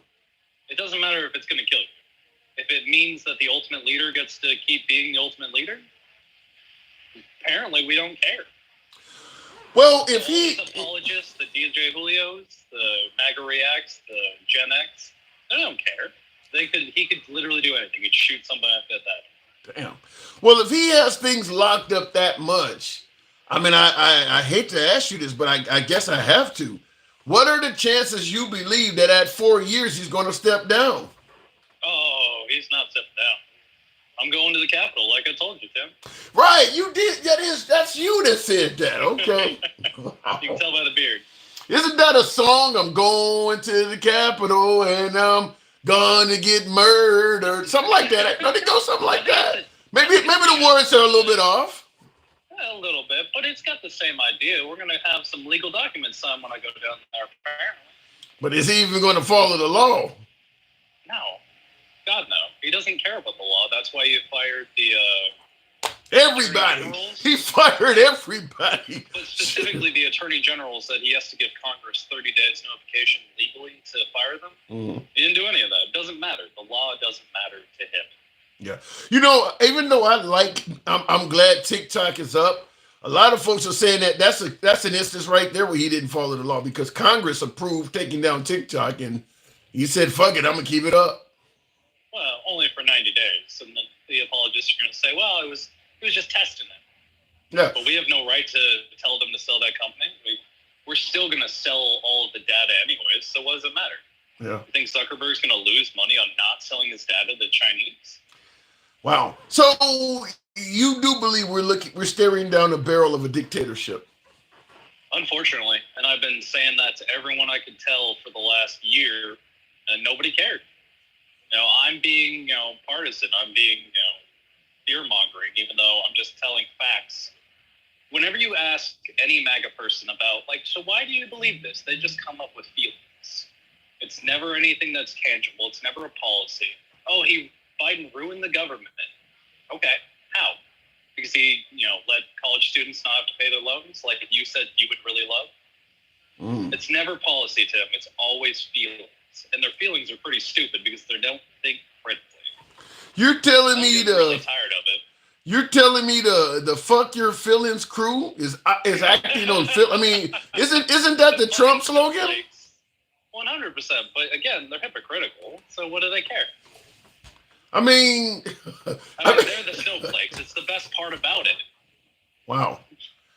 So if we're potentially dealing with a dictatorship, now under a dictatorship, things like what you and I are doing, openly speaking, sometimes being critical of President Trump, that's not allowed in a dictatorship. Will we be allowed, in your opinion, to continue having this type of dialogue? I imagine it's going to get taken away because Trump already really doesn't like it when you make fun of him. What is Xi Jinping's made Winnie the Pooh images illegal because everyone was calling him Winnie the Pooh? Did he really do that? I'm pretty sure it was Xi Jinping. But one of those dictators said, hey, if you put a side-by-side photo with me and Winnie the Pooh, you're going to jail. And I can absolutely see Trump doing that when we say he's wearing diapers. So you could see the potential for, in the future, criticizing Trump being a crime. 100%. He's a small, petty person. Well, I want to ask you in the comments, just an impromptu poll, by way of yes or no, how many of you folks in the comments think what my viewer is saying is possibly true, that in the future, whether or not it actually comes into law, that President Trump might attempt to outlaw criticizing him? Does anybody? Wow, a lot of people are saying yes on yeah. Wow, make it illegal to criticize him. Now, I mean, that is certainly the. So that's illegal, and I go to the Capitol be that political prisoner like he was saying all the January 6th prisoners were. But you ain't gonna get pardoned. I don't care. I'll be a martyr. I don't give a shit. Oh no, I don't have to pay rent for 6 years or whatever the fuck it is. You're assuming they're gonna let you live. I don't have to pay my taxes if I'm dead, Tim. What about the notion of, because I've had a few folks on my social media pages that also have some of the same concerns as you, talking about leaving the country, Ellen DeGeneres and Richard Gere style. Would you ever consider leaving America? If I had the opportunity. Japan seems pretty cool. They got a lot of the things that I would really like to have, and then as free as it possibly can be. At least I think so. They don't have room, though. Make room. Live on a boat. Who gives a shit? What are you, Crockett from Miami Vice? You gonna live on a boat? I mean, I've considered the van life for a while, just as all these prices on everything goes up. Why not live on a boat in Japan? That sounds like fun. I can tell you for a fact, van life is awesome. I did it for 4 years. In fact, I got a video on YouTube called Expediting in Comfort, and I showed like my entire makeup in my van. In the back? Huh? Did you hang a hammock in the back or something? I had a Murphy bed. I had with my bed because I used to ship freight. I did over the road freight in the van, but the bed would go up against the wall. I had a 40-inch TV in there. In fact, this might be the TV. I had a big TV. No, it was actually, this is not 40. It was bigger than this one, but microwave. I had everything in there. I mean, I had all the comforts of home, and I could put. How many power packs did you need for that? I know you need an inverter for the van life, but do you need extra batteries to keep all that stuff running? Yeah, I was using alkaline golf cart batteries at the time. Now you can use the lithium polymer battery or the lithium batteries, which are much better. But I was using 6-volt golf cart batteries, and then I had a 2,000-watt inverter to power the TV and the microwave. And what else did I have in there? Coffee maker. I mean, I had, it was a pretty comfortable setup back there. And I've parked at, I've parked on the mountains. I've parked at Venice Beach. I've been down in Key West. It was nice to be able to, I enjoyed it. For 4 years I did it. When were you out in Venice? Because this was this before the homeless people took over all the beaches, or was it? I was there during the peak of the pandemic, because I like to go for walks, and I like to go for walks. And I remember I was in LA, and I was walking, and when we get to each other on the sidewalk, one person would go in the street and the other person would go around. Because this was like maybe February of 2020. This was like when people were purchasing literally anything to make a mask. Because I went to a hair place and bought one of them do-rags and put some fucking paper towels in it. Because you couldn't find elastic, you couldn't find anything. I was in Orange County during that time. Yeah. I know exactly what you mean. But I grew up there. Venice Beach used to be really nice. A couple of homeless people, whatever. And then right about COVID, a little bit before, it exploded to just be a full tent city. Which LA is still pretty cool, but I don't want to live there. No, you don't. Yeah, you don't want to live near the homeless type. But I mean, like I said, in van life, you do see. Most of the time, we're in truck stops. But a lot of folks sleep in cars and things like that. You don't see tents and homelessness like that, but you do encounter people living in their cars a lot at truck stops. So I've seen all of that. Gotta keep your head on a swivel. All right. Yeah. I gotta get back to work. And I gotta get back to the show. Thank you for coming through. Have a good night. You too. All right. Moving on with the program. We're talking about Trump's tariffs. Greetings from Palm Beach. Beautiful place. Beautiful place. Is this Lexington still? Wow. 90s? Did Lexington still do any movies in the 80s? I can't remember, but that man got a lot of ass throughout the day. Lexington still. No, it's not Lexington still, but I know who that is. Deport. Woohoo. Democrats are going to lose another 20 million voters. That ain't, Joey, I don't agree with that. I do believe there are some Democrats that believe being kind to the immigrants are going to turn into votes, but Trump just won the Hispanic male vote. So clearly that's not true. Trump got a large portion of the Hispanic vote. So, and a lot of the folks that voted for Trump came here the same way that Trump is preventing others from coming here. They literally came here that way and then are voting for Trump to shut the door so that other people can't do the same thing. So the idea that they turn into votes is not totally true if you look at what just happened. I would say that there's a good chance that most of the Hispanics that voted for Trump either came here illegally or know at least one person that did. And they still voted for him anyway. So when you say that we're going to lose voters, no, you actually may be losing some voters your damn self doing that. Continuing on with the program, though. Chris Bearden said, I would like to try that. Let me see in the comments here. Hispanics are going to learn they were wrong. I really believe that's true. I really believe that's true because, like, for instance, birthright citizenship. I don't think he didn't really campaign on that.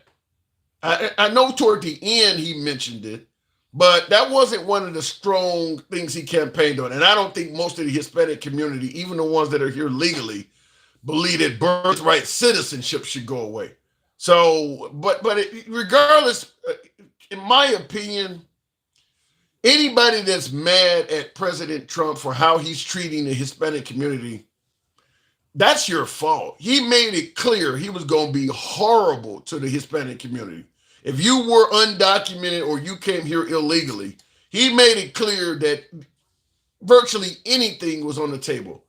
If you believed that his deportations were going to be humane and done properly and kindly, then you just were not listening to him. If you believed that the way he planned on doing things was not going to affect any Hispanics that were born in America or that are legally here, you were not listening to him. Period. You should have known it's going to be awful, and there are going to be American citizens of Hispanic descent that are going to get caught up in it. I think that was predictable. The only way you would come to that conclusion is you weren't listening to him. I mean, I know my beloved MAGA is not going to like when I say this, but I'm going to say it because we're about free speech. You can criticize me all you want. You know I don't block, ban, or censor. But the way he was talking was nothing short of, I don't like these people. I mean, it was pretty clear. It was in every rally. I mean, he's blaming you for essentially murdering people. Who wants somebody here that is taking American lives? I mean, he's essentially saying that all of you folks came here to murder people. You can't tell me that's about love. It would have to be the opposite, right? So, yeah, I don't understand why anybody would have any sort of criticism in regards to President Trump about how he's treating immigrants. He made that pretty clear. Blaming folks for eating cats and dogs, you would have to know that when he gets in office, it's going to be as bad as it possibly can be. Continuing on with the program, I'll try it one more time with Harry's before we move it on. Good evening, Harry. Welcome to the program. How you doing? I'm doing good. Why do you think so many folks are shocked about Trump's treatment towards immigrants? I think that's all just stirred up in the media mostly because the numbers are terrible. I want the numbers to go way up. Like we've seen like 1K per day in the deportations. Mm-hmm. Like they're not even going to beat Obama in the 4-year term. Like Biden let in 14 million illegals, and to get to 2.5, I think that's like 1,600 a day or something. Well, and we're not even close. Well, you got to find them, and I do believe I do believe the numbers will. They're all dancing around the street in LA right now. You should go fucking round them up. They're out there right fucking now. Go fucking get them. What are they doing? You want them to go to the protest? They are identifying themselves. Yeah, absolutely. They should be rounding them up right fucking. Absolutely, I should be there right now. If we're serious about the deportation, they're all dancing around in the street. Go fucking get them. But wait a minute. I was told that we were only going after the criminals. No, they're all criminals, right? If you're here illegally, yeah, that's a crime. Yeah, so there you go. They're all. But I was told they were rapists and murderers, not just folks that overstayed their visa. No. What does mass mean? It's a mass deportation. That means everyone. Doesn't mean some. So grandma too. Yes, everybody, the whole family. You don't see this as kind of harsh or unsympathetic? They don't look at it. They're booing us in the street. They're blocking our traffic. They're destroying they don't care about us. Do you think they would? I think it's absolutely the only moral thing to do is to protect our country and not throw it away because people are sad. What are we going to do? To rip up the Constitution because there's some crying kid on the television because he's sad because his dad got deported? That's stupid. That's an emotional woman. But they weren't, wait a minute, they weren't destroying. You think under Biden, immigrants are destroying our country? Yes, absolutely. Look at these cities. They're terrible. I mean, it's a lot more than that, but it's definitely part of it. Destroying our country. Destroying our country in what way? I mean, even the liberal Eric Adams, these mayors in New York City have identified this problem. Are we really? 82% of Americans agree with mass deportations. Like, this is not. They don't agree with grandma. They don't agree with grandma. Well, they don't agree with rolling back birthright citizenship either. That's good too, because that's being completely abused, right? Birthright. It's like the founding fathers did not have in mind that I can just like have a child here with someone, and then boom, you're like linked to them as a citizen. Well, the founding fathers, with all due respect to the founding fathers, was full of shit. You're going to say a person can't come to this country that is not a legal resident and just simply have a child, and that child it's wrong if you're not a citizen of America to come here, have a baby, and expect that baby to become a citizen. That's wrong. But you can go overseas and just yank a black man's freedom away, bring him back, and he's a citizen? How the hell does that work? Everyone in the world practiced slavery. That ain't what we're talking about. That ain't what we're talking about. Well, the founding fathers' view on that, Abraham Lincoln wanted to send them back to Liberia, or they were starting campaigns in South America. Yeah, but my point, I don't want to shot him in the head. So I don't know. Honestly, they probably should have sent him back to Liberia, if you ask me. Yeah, but that's my point. You're going to say that it's wrong for a poor person who is pregnant to come here and have a baby and expect citizenship, but a rich guy who wants to have the work on his farm done for free can go to another country, snatch that person, and he gets a citizen. You don't see how that's unfair? First off, they weren't citizens. Slaves weren't citizens. Yeah, they ended up becoming. Vote. They didn't have rights. They're not citizens. They're property. Well, they were 3/5 of a human being, which is another way they changed the law to benefit themselves. But yeah, they did do that. Well, that was after the fact. But yeah. To me, it sounds like we're changing the Constitution. Well, if you want to talk about, first off, white people were. If you want to like blame white people for slavery, I think this ain't about white people. This is about rich people. We're actually enforcing the law when somebody poor wants to violate it, but when somebody wealthy, we're making all these provisions for them to get through. Slavery was legal. What are you talking about? Slavery was legal. Yeah, citizenship though. They were made citizens. Yeah, I mean, they weren't born here. They were not born here.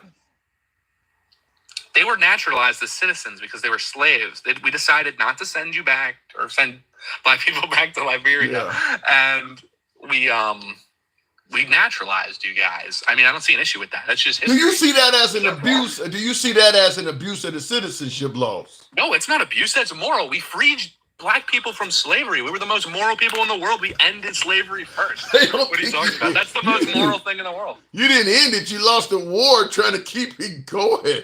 We didn't end it. We had to fight for that shit. The freedom side just happened to win. The Union was ran by white men. What are you talking about? Ran by who? White men. The whole country. Look, let's get out. I wasn't trying to go into slavery, but what do you mean we? The whole country was ran by white men. White people freed the slaves. We had the ability to. This guy has a hood on. Chill. This is just the facts, right? This is just what you're not going to get on TV. We had the ability to enslave the world, and we chose to let people go. Honestly, do you think black people would have had the same been as nice to us? If you guys had the ability to enslave us, do you think you would have let us go or let us survive afterwards, or even let us go at all? I think we'd possibly still be enslaved today, or even worse. Honestly, I can't speak because black people are not known for going around the world doing that. What? They're not. Have you seen these countries in Africa? They have Yeah, just wars in yeah. nations I all the agree with time. you. I agree with Do you you see that. what's going on in Haiti? No, let me respond to that. I agree with you that there are black countries that enslave folks, but and as bad as it is, I'm not defending it, but it's usually local. You don't have a history of black cultures sailing around the world to colonize another country. It's usually they may go a country or two over, but they don't go around the world doing it. Whereas the Europeans, that's kind of their mindset. The black cultures don't do that. Yeah, they didn't have the ability. Like I said, if they had the ability, they would have. But they never had the ability to sail across the oceans or go across the Sahara Desert, right? I don't know if They they. I don't know if they didn't have the ability. I don't know if I totally agree with that, but I don't want to go too deep So you into. think they could have built a ship and sailed across the Atlantic Ocean? I think that if they, Really? I think they had the ability. They just didn't do it. The tallest structure in Africa today is like built by ants. It's like 2 stories tall. And Besides in the sub-Saharan. Maybe if their manpower hadn't been stolen for the last 400 or 500 years, they would be a little bit more advanced. I think it looks the same it did 2 billion years ago, honestly. I mean, like... You obviously ain't never been to Africa. We build wells, we build these metal buildings, these schools, and they go there and they just rip them apart and they scrap the metal and they sell them. And they're cooking their food in oil that I've seen from generators. They're taking the oil out of generators and cooking their food in it. I think what you're doing is you're taking the worst of Africa and assuming the whole continent is like that. Nigeria and Ghana, there's a lot of developed high rises and all of that shit in those cities. I would tell you need to explore a little bit more. The whole country is not like that. I mean, that would be like looking at America and taking, going to Death Valley outside of Los Angeles, outside of Vegas, where you got all of this nothingness and saying that represents America. No, I mean, there are areas that are bad and there's areas that are good. That's a good point. But there's also, like, I could have gone to a more extreme. What's that group? There's a group of Africans. Have you seen the ones that, like, mimic the planes where they, like, build the... Damn. Could someone in the comments help me out with that? They're not going to know. Okay. So what do you think about the tariffs? You think these Trump tariffs are going to be as good as this man is claiming?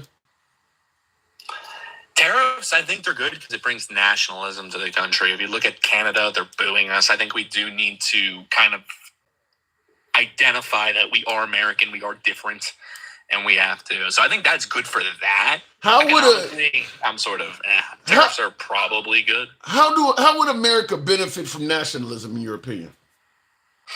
Well, yeah, I think I just hate to see that, like, people are blocking our traffic with Mexican flags and booing the national anthem when you're our ally. Like, and then Americans, like guys like Harry Sisson and Democrats, they like cheer him on. Like, we need to be American and like. So what are you saying? If you fly a Mexican flag in America, you want it to be illegal or something? No. I just don't want them here, right?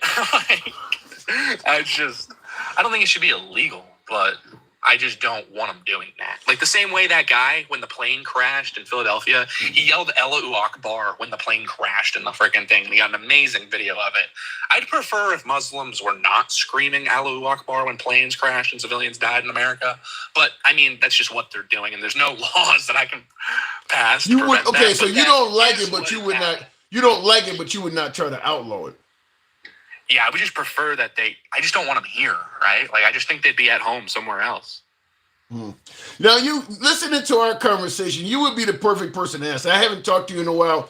This on my screen, what the hell is that?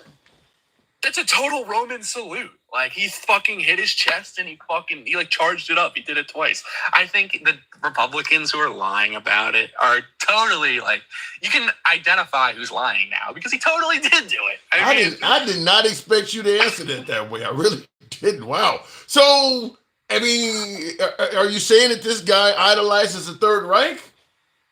I mean, I think it's interesting he was cosplaying as a alt-righter on X for a few weeks before the assassination attempt. Why would you cosplay a member of the Third Reich? No, he was cosplaying the alt-right. Like he changed his Twitter profile to a frog. He named his name Kekius Maximus, which is all like 4chan language, and all the 4chaners are alt-right. All the 4chaners love Adol, or you can say H-Man, the big H. So why would he cosplay some folks that are... He was mad because he was losing some of the favorability in that wing, because they are kind of influential on the internet, believe it or not. So he was losing the support of essentially what sounds like white supremacists, and you're saying... This is like a theory. It's possible that he's just mentally deficient. Well, and just acts like that. But I do think there is an argument to be had with serious individuals that think that he just wanted to see if he could do it and get away with it. He's like, I'm the richest man in the world. And does this concern you? Does this concern you that one of Trump's top level members is doing this? Does it concern you at all? I mean, when it comes down to it, Elon has been very wishy-washy on the whole, I guess, Israel thing. And when it comes to foreign influence, I mean, at first he stood up and he said, screw the advertisers, I don't care. You take all my money, I don't care. I'm going to let anyone post what you want on my platform. And then it took $73 million from him. They made him take the trip to Auschwitz. They put the little hat on him. Ben Shapiro sat him down with a bunch of rabbis. And you're not answering the question, though. Does this concern you that one of our top level officials in this country is, as you say, parodying the Third Reich? No, way less than the fact that all of our top level officials are sold out to foreign nations and doing the bidding of Bibi Netanyahu and all these other, billionaires. Isn't he due to come over here and meet Trump? Bibi just landed today. Yeah. Is Trump sold out to him as well? The top donor was the Mavericks owner, Miriam Adelson. She's been the top donor to the Republican Party for the last decade, right? She gave him $500 million. So I do think that probably does come with some favorability, right? Or some agreements, right? She probably does want the West Bank, right? She does want the Gaza Strip. Damn. I'd assume for $500 million, it probably comes with the price of some of these things, because she is an Israeli nationalist. Her husband got flown there when he passed away. They buried him there. I mean, so met him on the tarmac. You voted for Trump, right? Yeah, I voted for Trump not because of foreign politics. I voted him to, just on his immigration policy, just to slow the immigration flow and to just possibly get, some sort of spark in the right wing. And you're okay with him going into schools and all of that, then? I mean, yeah. There should be no, home base, right? There shouldn't be, a spot for a criminal where they can, well, I'm safe here. No other crime has that, so I don't know why they would have safety in a church or something. That's insane. I mean, there's a legitimate argument to be made that there is nowhere criminals can go to hide. But I think the pushback is a lot of folks do not see. Let's say, for instance, a mom brings a kid over here as a toddler. And the mom doesn't have the right to be here, so the toddler does not either. The toddler is now 18, 19 years of age. A lot of folks don't see that toddler as a criminal. I mean, you're counting that person as a criminal too, because their mom brought him over here. I'd hope the mother would want to go back with the child, right? So if you had an illegal family like that and they were to scoop up the kid, any moral parent would go and knock on the door and say, give me my kid back. But you do see that kid as a criminal. Yeah, I mean, he's an illegal immigrant. He's got to go home. He doesn't belong here. You do see him as a criminal, though, right? Yeah.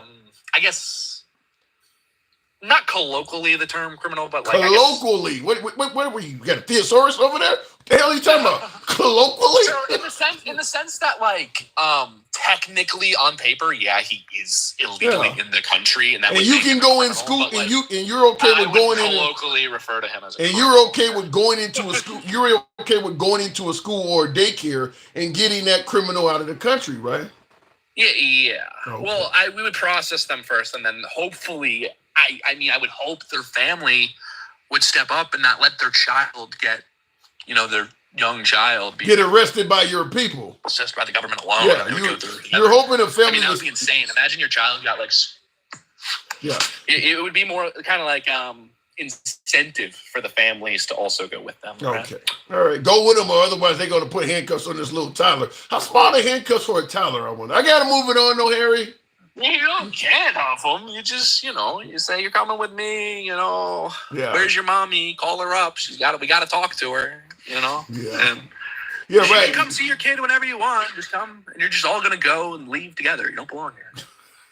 I gotta go. Appreciate it, Harry. It's moral to resist this stuff, right? Huh? I mean, totally moral.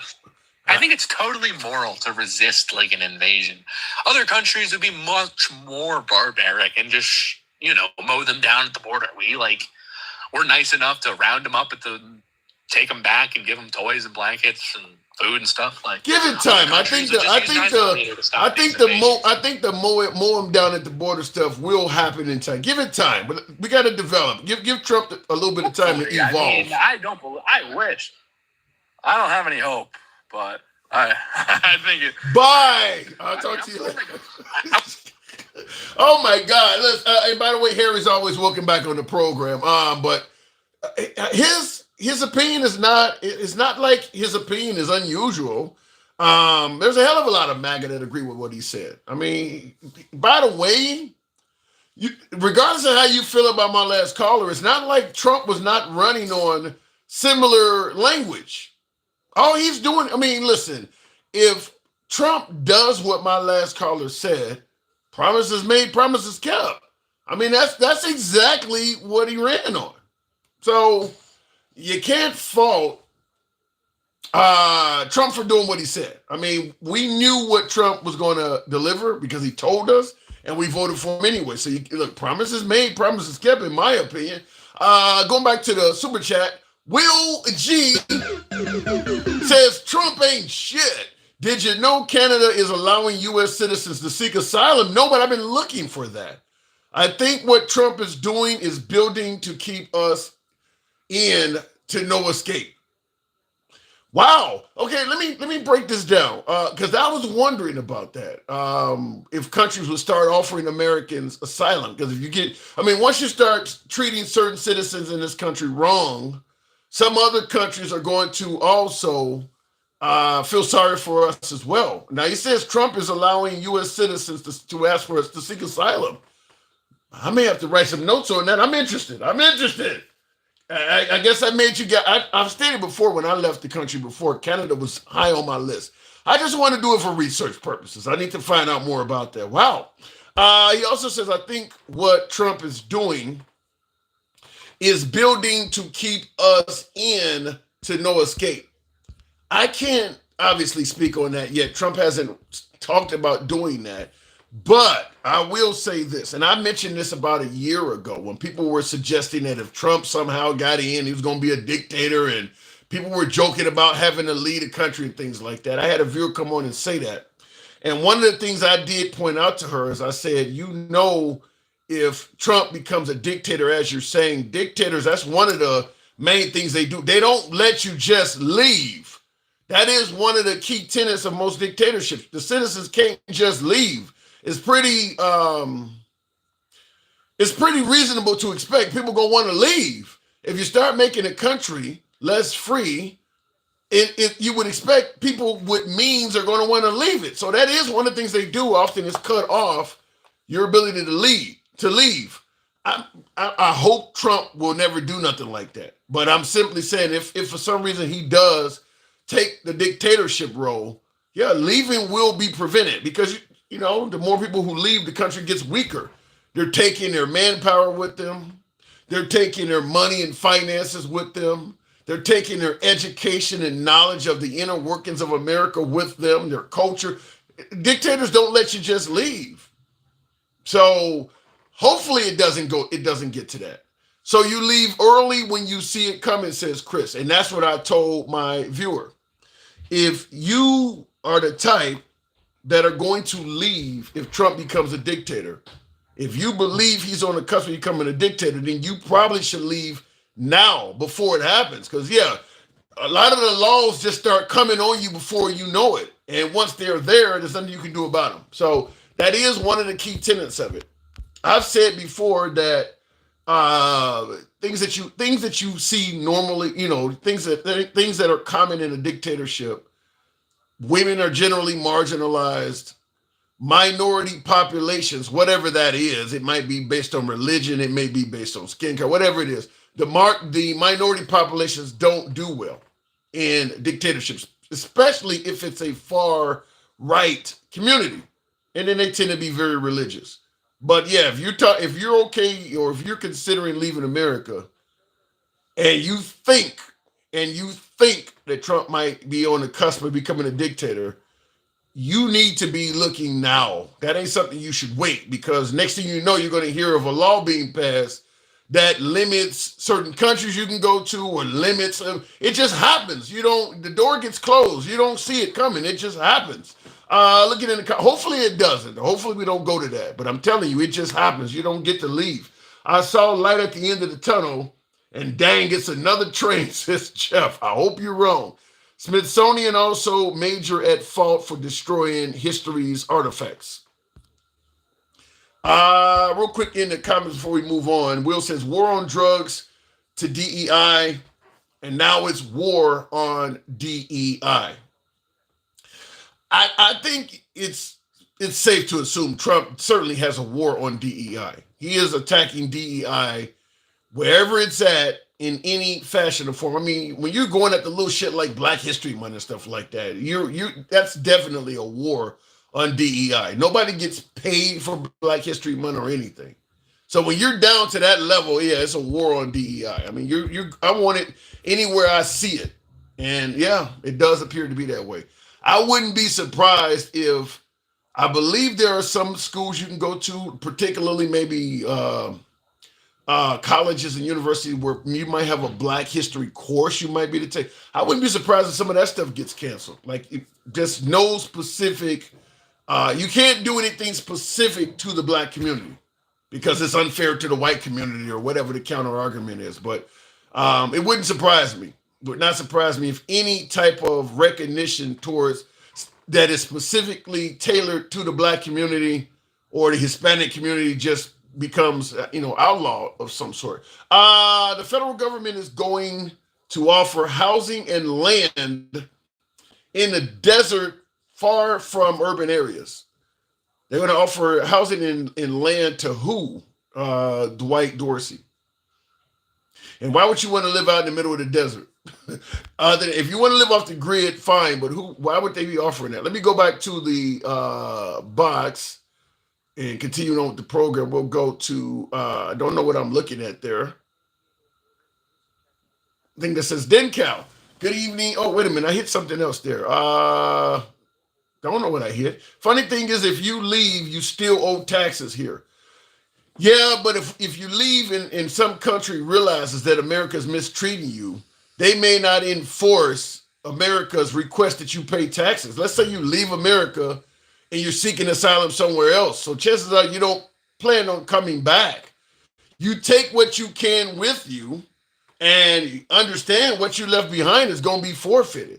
That's probably kind of like how the Jewish did in Germany. What you leave behind. So you find backdoor channels to get as much money as you can out of the country. And when you leave, you know you're not coming back. So whatever you left behind is gone. And if the government is saying you have a tax debt with the United States, hopefully you've moved to a country that won't allow America to enforce it. They'll cut off all of this. Like normally if you wanted, America had, other countries will ship you back to America and vice versa. Well, if they start doing things wrong, that stuff will start falling apart. What did I say? F2 Ministries? Yeah. Hello. Okay. Good evening. Welcome to the program. Hey, good evening. Hey. How are you? What are we? Almost 2 weeks in on the Trump administration. As of tomorrow, 14 days. How are you feeling about Trump so far? I think we got to give Trump a little more time because, it's only been a couple weeks or a week and a half or whatever. So that's fair, and I agree with you. But I guess the pushback is he did use the phrase "day one" over and over and over again. So if he's promised to do something on day one, is it wrong to come at him on day 14 and say you didn't do this? I think it's a little too soon to come after him after a couple of weeks. Give him maybe a year. A year. A year. Yeah, a year. 2 years, and then you'll really see what it's about. Ain't nobody gonna get you. What are you being sarcastic? Ain't nobody gonna get that man. You think we would have given Joe Biden a year? They gave him 8, didn't they? What country? Well, they was gonna give him 8 if he would have wasn't senile. Yeah, but they weren't waiting. They were criticizing him the whole damn time. Yeah, well, I think Trump, he's trying to implement a lot of policies that's gonna take more time for you to see basically the results from it. But I thought we were hurting and needed prices to come down right now. A year? I mean, yeah, we do, but when it comes to economics, you can't just do it overnight like that. That ain't what he was saying, though. That's not what he was saying. He was making it sound like you could do it right away. Well, you know how it is when you running, when you in the running. So you said he was lying to get elected? I mean, he's not lying. It's just gonna take time, and then plus he got to go through other checkpoints to get there. You see how the Senate and everybody is against him, on a lot of the stuff you're trying to do. So you got to give him more time. So, Ministries, what is your definition of a lie? When you purposely try to deceive somebody. I don't think he's purposely deceiving anybody. So if he says he can end the Ukraine-Russian war in 24 hours, he actually believed he could do it? I mean, he said it would have never happened if he was in office. No, but he said, wait. We're not talking about we can't go back in time. He said if you elect me, he'll end that war in 24 hours. Was he telling the truth? Well, I guess he lied about that then. Okay. If it's 24 hours. Yeah. In fact, but I'm pretty sure it'll be over soon. Just like the conflict in Israel, he ended that pretty soon. Well, wait a minute. The conflict of Israel has not ended. They have a temporary ceasefire. That's not over yet. Well, Hamas is really beat down. That had nothing to do with Trump. That had nothing to do with Trump, though. They were kicking ass. They were kicking ass under the Biden administration. Yeah, and they wasn't gonna stop. So at least Trump got them to kind of, step back a little bit. Well, at some point, there ain't nothing left to bomb. Right. Shit. I mean, what did Trump do? I mean, they ran out of targets. It ain't like Trump really did anything. There's nothing. I mean, you're just bombing rubble at this point. Yeah, well, they got tunnels and stuff. They didn't get all the tunnels yet. So you just gonna bomb underground, huh? I mean, ain't nothing. Yeah, you just gonna flood them and bomb them until they gone. And you sound like you're describing genocide. Well, I wouldn't say it's genocide, because if it was genocide, they're doing a horrible job at eradicating the whole ethnicity, the whole population. And then plus Hamas was the ones who told them to stay. Israel gave them pamphlets and stuff. We gonna bomb. Y'all better leave. Evacuate. Hamas. Yeah, and they gave them pamphlets and told them y'all better leave. We gonna bomb. And then they bombed the place they evacuated to. I mean, they bombed a lot of places where people were actually stationed trying to avoid the other spot. They bombed a lot of shelters and evacuation points.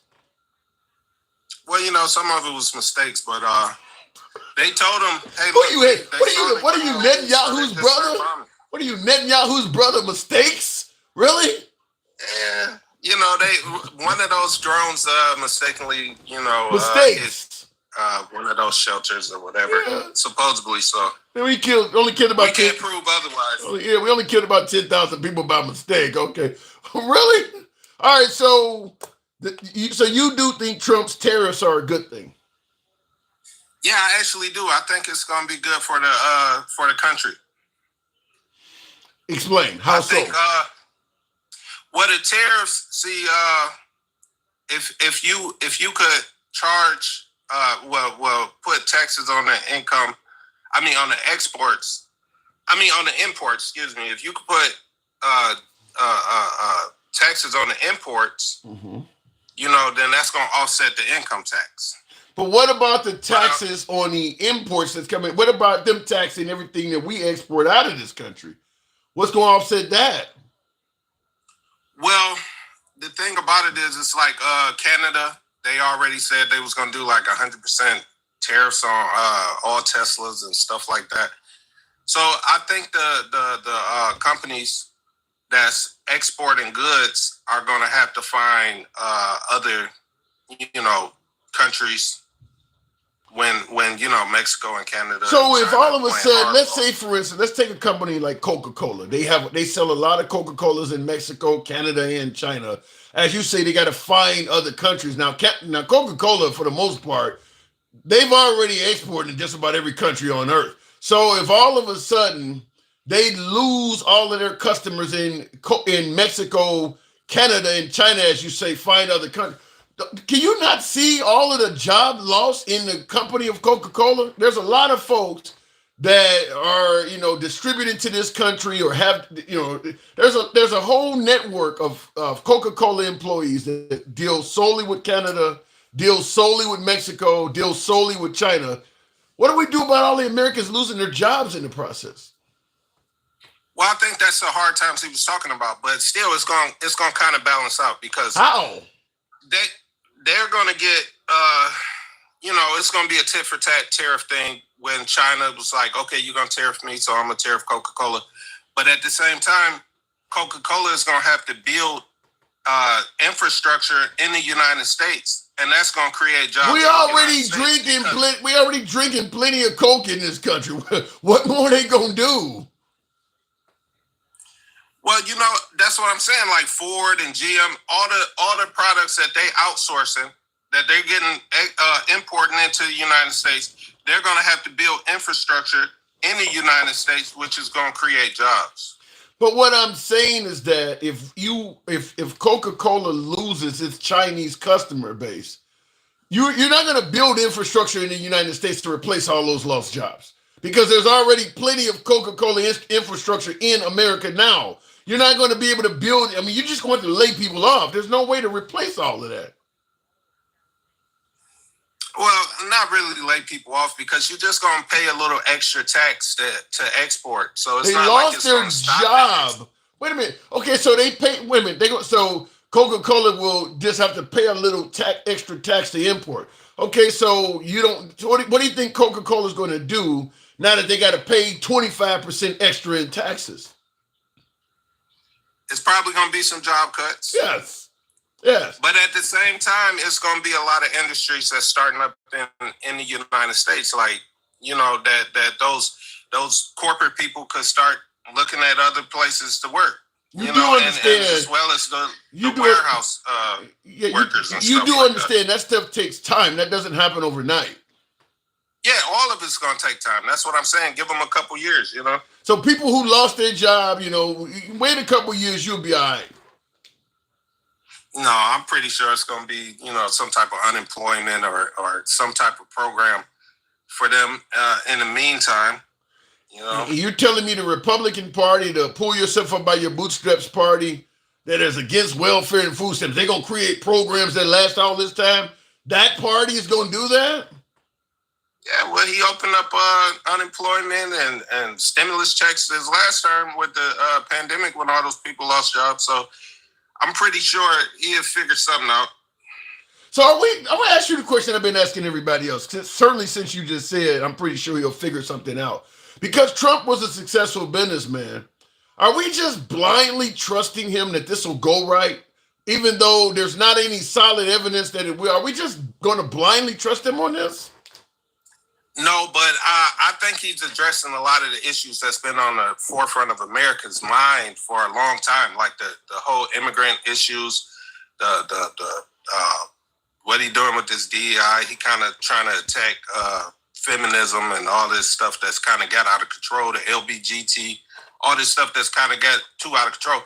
Me as a black person, I don't agree with the whole, like the caller before, talking about all that alt-right stuff. I don't quite agree with that, but it's a lot of stuff, hey, that's appeals to a lot of Americans. What he's talking about. Let me ask you this, with you being African-American, you agree with getting rid of honoring Black History Month? No, I don't agree with that. Why do you think he did that? What is that symbol to you? Why would he do that? I don't know. It might be a dog whistle to his alt-right, supporters. I don't know. So you just said you agree with my last caller that Elon Musk was involved in dog whistles. Now you're saying Trump may be too. No, I said I don't agree with a lot of the stuff he was saying, even though I do agree with Trump. But I agree with the the immigration stuff he was talking about. I mean, as far as going into schools, that's kind of a little sketchy. But some of the other stuff he was saying, he sounded like a white nationalist a little bit, Trump I don't agree with the white nationalist stuff. You don't agree with the white nationalist stuff, but you do agree that he's possibly giving dog whistles to white nationalists. And you voted for Trump, right? You can't throw the baby out with the bathwater, but yeah, I voted for Trump. You may be drowning the baby in the bathwater. Sounds like what you say. We ain't throwing no baby or bathwater out. You're gonna have a baby floating in the tub. Sounds like face down. So, man, I listen to what you're saying. Wow. Do you believe that DEI should go away? Some aspects is out of control. Like California burnt down because of DEI, if you ask me. Go ahead. All those people that was in places of power that really didn't deserve to be there just because they were women or lesbians or whatever. I don't think they should have been there. Hired chiefs and the lady who was in charge of the water. There's no water in the reservoir. It's like, what's going on? So you believe you believe she was hired solely because of her sexual orientation?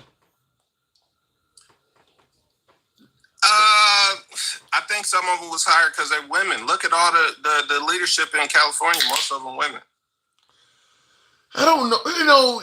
Here's my take on it. I believe that they fucked up in California. And then folks went looking into their background and found that they were a woman or found out that they were a lesbian or something like that and used it against them. I mean, like with Trump, when he hired Omarosa, he later said she was a bad choice on his first administration. Nobody says she was a DEI pick. Sometimes you just, make a mistake and pick the wrong person for the job. But it's starting to look like any person of color or woman or LGBT member that fucks up on their job is going to automatically be assumed as a DEI hire. What if you hire a white dude and he fucks up? What is that called? I mean, really, this whole country was kind of started on, just the basis of you being white and a male to be in charge, but I'm not saying it's a meritocracy. When it comes down to meritocracy, those people who deserve to be there should be there. Now, if you're a woman and you got a PhD and you got a good record in your industry or whatever, and you deserve to be there, that's fine. But don't just put someone there because you need to include somebody or diversify the workplace. I'm 100% in agreement with you that you shouldn't just put somebody there because they're they're gay or they're a woman or they're black. But also, if you're going to say that a person is only in that job because they're a woman or they're gay or they're black, you need to be able to prove that. You can't just go around yelling at every gay, black, or woman that screws up and say that they're a DEI person and that those conditions are the only reason they got their job. You got to prove, like Trump is blaming the plane crash on DEI. I mean, you got to prove that. Prove that, that she actually got this job only because she was a woman. Because that's what he is saying. Now, as an African-American, you do understand that this could cost you or people that look like you jobs, right? Well, I'm saying, okay, if somebody is grossly incompetent, let's say I'm a black guy, I get a job just because I'm black. Right. And I'm incompetent. I can't do the job. But they want to keep me there because they want to diversify the workplace. That's not right. No, I'm not disagreeing with that, but here's what I don't understand. We see time after time in many of these controversial police issues, you see a cop and you find out he got fired from multiple departments before that. He's grossly incompetent. Sometimes he's white. Nobody ever says anything about DEI. Why is that? Well, if he's white and he's grossly incompetent, he just needs to get fired. So it's not DEI because, the majority of America is white and the majority of the power structure is white males since the inception of the country. So you can't really say DEI, no, because when the majority rules, that's the majority. The diversity comes when the minorities are not represented. And as a minority yourself, you're supporting this? You're actually voting for this stuff? I'm not voting. I'm voting for the lesser of two evils. Okay. Do you believe Kamala? Let me just ask you. Really, two evils. Let me just ask you this question. Do you believe? Hold on. Let me ask you this, since this is the elephant in the room. Do you? Because I know you voted for Trump. There's nothing wrong with that. But did you believe Kamala Harris herself was a DEI? Yeah, I think she was kind of a DEI vice president. Yeah, sure. Okay. All right. Fair enough. So I don't know, because like I said, when you look at Kamala Harris's resume versus Trump's or a lot of other people we've had, I mean, she looks like she's literally climbing a stair step to the presidency. What about her looks like she's not qualified in your opinion? I just think it was a lot of other Democrats that would probably be more suitable for the job. And I just think that because of him being under Obama, he kind of wanted to stick with the blacks, the black people, even though I don't really even consider Kamala black, to tell the truth. She like half Jamaican But you are black, right? Yeah, I'm black. I'm American black. See, there's a difference between American black people and foreigners. Okay, I just gotta ask. I'm making sure I get clarity on this stuff before we show up at a cookout and get shot together. So, all right, so Kamala Harris is not. When you say other Democrats, give me some examples. Well, I don't really follow the Democrats more, but I'm pretty sure that somebody better than a attorney. All right, fair enough, man. Appreciate you coming. I do got to move it on. You're always welcome back. I think this is our first time talking, right?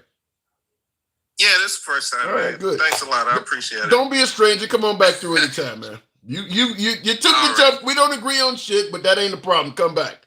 And by the way, he took the tough question, so I will give him credit for that, even though I don't. Yeah, me and him probably don't agree on virtually anything in that spat, but yeah, I appreciate his opinion. Will G says, why would we talk all that crap about Canada, how we don't need them, and then want them to be a state? Pure Gemini energy, toxic as fuck. That's a good point.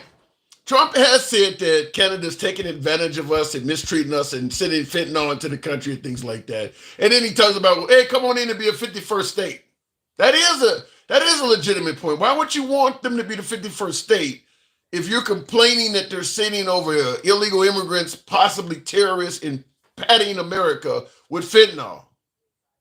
But you view the southern border as sending all kinds of rapists and murderers, but you're okay with the northern border, even if they're doing some of the same shit as being the 51st state. I wish I'd had my last caller ask, you know how that looks, don't you? Will says MAGA ain't shit, moving the goalposts. Now we all going to suffer. I hope we don't, but I'm just going to tell you the tariffs, maybe Trump's tariffs will be successful, but based on what I'm hearing, I don't see a whole lot of reason to feel that way, other than just simply saying, listen, Trump was a successful businessman. I believe he knows what he's doing. Let's just let him do it. Kind of like a blind trust, hoping at the end of the day he does what's right. In my opinion, I think that's what's mostly going on here. Public Enemy, in reference to my last caller, says he's Tim Scott type of black. Yikes. Okay, excuse me. Going back to the box, what is your criteria for them to be successful? For the terrorists to be successful, he promised to bring down the price of goods and services. Anything less than that is a failure to me. That was the price of eggs was all over the fucking news. Michael, yeah, appreciate the hat mustache, Mike. One of the main issues with the Biden administration was the price of groceries. the price of gas and what you paid at the pump. If you don't bring those two down rather quickly, it's a failure. I don't want to keep getting dragged out. Well, it's going to happen. It's going to. No, you promised the whole. He used the phrase day one over and over and over again. Now all of a sudden we've been told to wait days, wait weeks, wait months. No, he promised to do that. America said we were suffering. We needed this shit to come down right now. He was the guy we put in to do it. Either he does it or he failed. That's it. That's how I judge him in regards to success. Rex Victor says that libtards don't know how anything works. I'm talking to a lot of folks on the right there that seem to be the same way, though, but I agree with you. Some folks don't know how things work, but I do know, I think every libtard knows what the phrase day one means. They know the difference between day one and day two. If you say you're going to do something on day one, I think even a libtard can tell you on day two you failed or not. So you don't need a whole lot of brains for that. He's saying he's going to do shit on day one, and either you do it or you do not. And there are some things that fall under the do not category right now. Mike, good evening. Michael, Tim said he is the guy we put in there. So did you vote for him? I'm talking about, when I say we as Friday, I'm talking about America. We as America, we voted for Trump. That's how the rest of the world see it as well. We put Trump in there. Mike, good evening. Boy, the racists and the Coonesians is out tonight, ain't they? What did you hear? Man, you didn't have what two Coonesians and two racists and a partridge in a pear tree in this bitch tonight, huh? You got.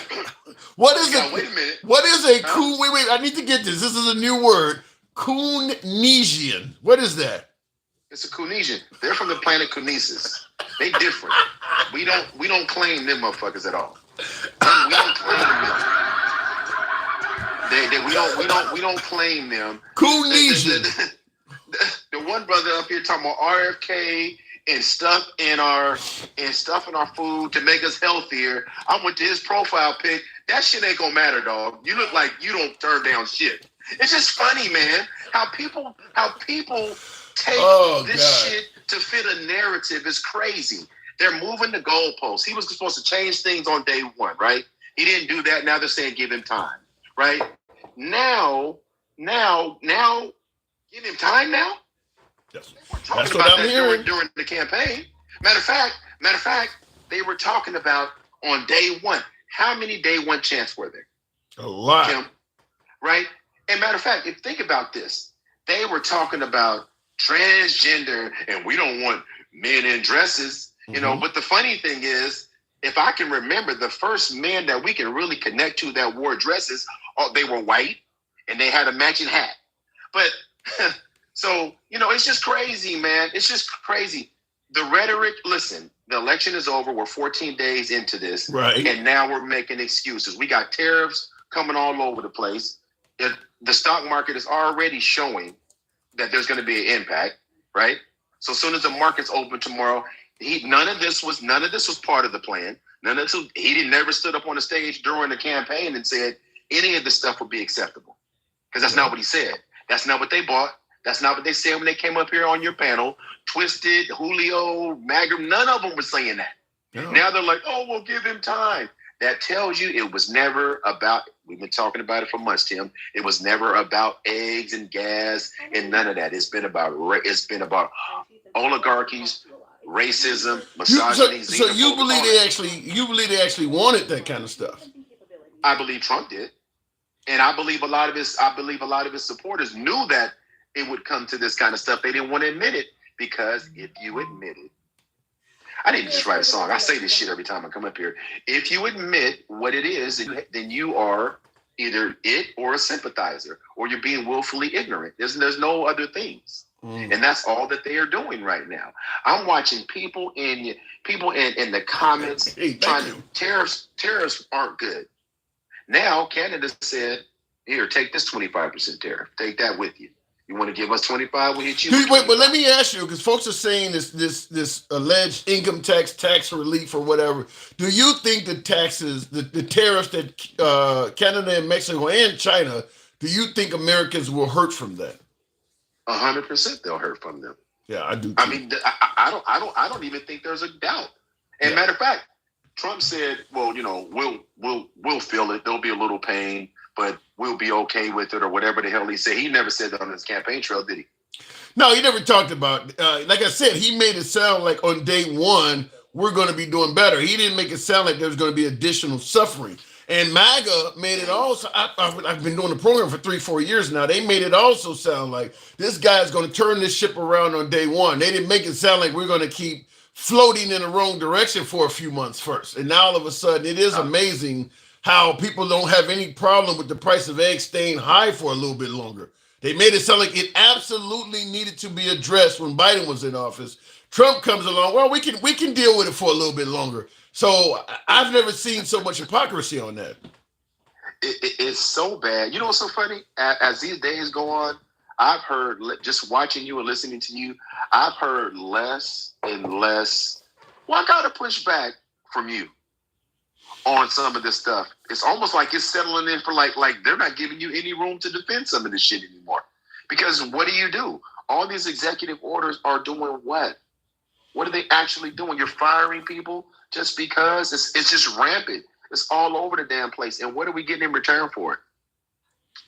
Well, people believe he's shaking up the government and draining the swamp. So the firings, while they look really bad, at least to me and probably to you, some of the other folks believe they deserve to be fired. Like MAGA believes the January 6th folks probably should never have been arrested. So you can do anything you want to do to the people who arrested them and tried to prosecute them because they think they're all the bad guys anyway, which some of them are a large portion of the people Trump is firing in the FBI. Isn't that crazy? I mean, it's all a hypocrisy. It's all a cluster. I mean, it's all part of their plan. Yeah. Well, for Trump to say that Biden weaponized the DOJ and weaponized the government, to me, he's kind of doing the definition of that right now. 100%. Everywhere you look, I'm firing you because you're a Democrat. I'm firing you because it's quote unquote DEI. And for this, can we get back to this Tunisian real quick? The last one. For him to say that he doesn't even understand the definition of DEI, but to say Kamala Harris is a DEI hire, it just tells you how many people have an opinion with no facts. They have a position with no substance, and then they want to get on these forums and say it as if there's actually factual content to it, and there's none. And then there's people in the comments that because it fits their narrative, they're going to preach. You see what I'm talking about? And I'm like, this is crazy as hell. Mm-hmm. It's crazy. It's not going to get better anytime soon, Tim. It's not going to get better anytime soon. We got 4 years. It's not going to get better anytime soon. And let me tell you this: when you talk about all of the tariffs and what the response is going to be to that, this is going to be a crazy week. You don't recover when you're 401k and your stock did hit. You don't just recover. No. If you lose 50 grand in your 401k and it goes back up 50 grand, you didn't get your 50 grand back. Right. You didn't get the interest back on your 401k. Yeah. You didn't get it back. Right? You definitely are not where you would have been if the money had not been taken from you. Exactly. And here's the thing. This isn't going to be short. It makes no sense. It's not like Canada and Mexico are sitting back going, okay, and they say it's a negotiating tool. Well, the tariffs are in place now. It's not a negotiating tool anymore. It's not a negotiating tool. They're live and well now. Now what do you do? So at the now end, what do you do, Tim? I guess we're going to be unfortunately probably forced to hope that a new administration comes in and undoes some of that stuff. Yeah, but the damage will be done, and it will take years to recover. And then you turn around and give Elon Musk access. That's real bad. Government. Oh my God. Yeah, I don't talking about it though. I guess here's what I'm concerned with. I guess I would have to ask. Okay, some of the things Trump is doing, as he stated, was going to be shocking. Also, he's certainly living up to that. Do you think the American public will just continue allowing it, or can you see some revolts possibly happening? This is what I expect. I suspect that there will be a subset. One of your other People, whoever was in the box earlier said it, and it was well said. I think it was Sherbert. I like Sherbert. Yeah, he said he himself would go to the Capitol building. Yeah, he did, but he also said that there will be a subset of Trump supporters that will have buyer's remorse, and there will be some that won't change no matter what. But there will be a subset that have buyer's remorse. You're starting to see it already. What about the Democrats, though? What about the Democrats? Would there be an uprising from Democrats? As far as what? To go the other way? I mean, to maybe stop him from doing some of this stuff, maybe to defend immigrants or, get... Well, here's what I will tell you. Based on what I know. Some firsthand stuff, and I'll just keep it short on this subject. I know that there's a lot of court cases being filed across the board on all of this stuff. So we'll see how far they go. Some of this stuff is blatantly illegal that they're doing, like giving Elon Musk access to the government payment systems. That's illegal. Why do you think he's doing that? I told you before. That's access to the money, Tim. What is this? What is this? A heist?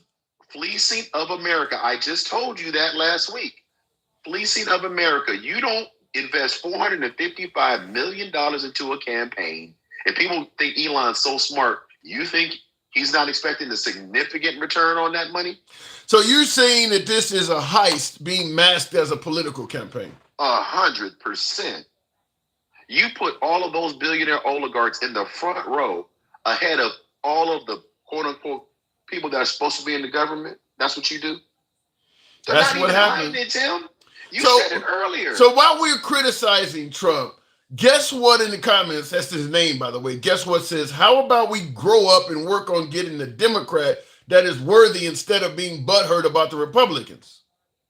What you have to do right now, I'm not even disagreeing with. I don't know about the butthurt part, but I don't disagree with him. But right now, we have to focus on what's happening in front of us. They're trying to fleece the shit out of us right now, right? They're trying to fleece us to the point where you can't even. The majority. Here's because you asked the question. I really believe there's going to be a subset of his supporters that are like, holy shit, like, because how many were dismissing what we were saying, Tim? How many came on here and said, "Nah, he's just talking"? I mean, you know how it happens. I had a few. Well, you had more than a few, Tim. You've had him up here all the time talking about, him. He just talks. He just says stuff. He's not really going to do that. They say it all the time, and now it's actually happening. Well, I think if it's one thing we got to get Trump credit for is he does try to do what he says he's going to do, right?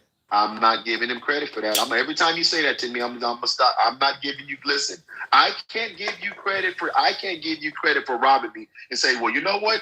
He robbed the shit out of me. He didn't hurt me or nothing. I was quick. Like he was really fast. Well, fleecing my pockets. That's not a compliment, Tim. So you see Trump as some sort of con man. Okay, didn't we just say Elon? When I said Elon Musk has been given full access to the U.S. government treasury system, full access, Tim. Wow. Why would he need full access? Didn't the guy in the treasury resign as a result of that? He was fighting it. Yeah. Well, actually, he did. I wasn't sure if he got fired or resigned, but he was fighting it. No, I think they got rid of him. And then I think they got rid of him. The thing about it is if Trump wants to do something and you don't agree, that's going to be the next step is to fire you. Right. And that's what he's doing. And so I'm going to always push back when you say, I got to give him credit. I can't give somebody credit for fleecing America. I can't give somebody credit for executing on a robbery, right? That's not something that, because we're talking about lives here. We're talking about people are being impacted. This is not a game. But I get so many folks, though, Mike, that come on the program and they're happy they voted for Trump. They have no voters' remorse. Why don't they see what you're talking about? Where you see all of this stuff, why don't they see it? Because it hasn't hit them yet, and a lot of them are in this cult of personality that I've been telling you about since me and your very first live. I see you use those terms, cult of personality. You know how long it took people to get out of the cult of Scientology? You know how long You remember that? You remember Yeah. that Scientology phenomenon? Yeah. And it took people to get out of it. And then as soon as they got out of it, they were trying to get other people out of it. Yeah. That part is coming. They're not there yet. They're not there yet. But what would Trump, standing on the beach? Huh? If you're going to suggest that Trump is somehow some kind of a cult leader of sorts or whatever, what did he do to get that kind of power? Lindsey Graham said it back in 2012. Lindsey Graham said, more angry white men. There you go. And they've been working on it forever, and people have been sleeping on it. Tim, you remember that video back in, I think it was Malaysia, back when they had that tsunami? Yeah. And there were some people that when the water left the beach, they went down to the beach when all the animals went the other way. And they died. Yeah, the Right? water came back and drowned them all. Yeah. That's exactly what we're experiencing right now. People like myself are going, no, I'm going that way. They're sitting up here going down to the water because they're fascinated by the fact that the water's going out. There's a reason the water's going out, y'all. That only happens for one reason and one reason only. And that tsunami is coming. Hey, Edith, that tsunami is coming. All right, so last question before I move it on then. Have you ever considered maybe leaving America? No. So you're gonna ride the tsunami out? I'm gonna, because there's a lot to stay here and fight for, man. I mean, you don't just turn and go away because this is happening. What you have to do is use the government as much as you can to our advantage. There's a lot of things that can be done. You can be writing your legislation. You could be writing your local congressmen and senators. There's other tools out there that can be used, but people have to do it. You can't just sit back and complain about it. But we have to move forward. But what we do have to do is recognize. You remember when he kept saying the enemy within? Yeah. Yeah. That the one thing that I will say, and you said it earlier, there was nothing that Trump was doing that he hasn't said that he was going to do. Yeah, he's doing what he said. He's doing what he said he was going to do. And if people say they act like they didn't, they were not paying attention. So what did they actually vote for? Gas, eggs, economy, mass deportation. All of those things are detrimental to the success of America, but he sold them a bad bill of goods, and now they're going to have. Well, you got to give them time. I mean, they still believe the economy and things like that may improve. So I mean, we do got to give them a little bit of time. But I got to move it on. But I did want one other question to ask you. We know if because some folks are claiming this dictator shit is going to happen or what. I don't know if he's going to be a dictator. Do you see him trying to do that? 100%. Okay. Well, then I'm going to ask you this question then.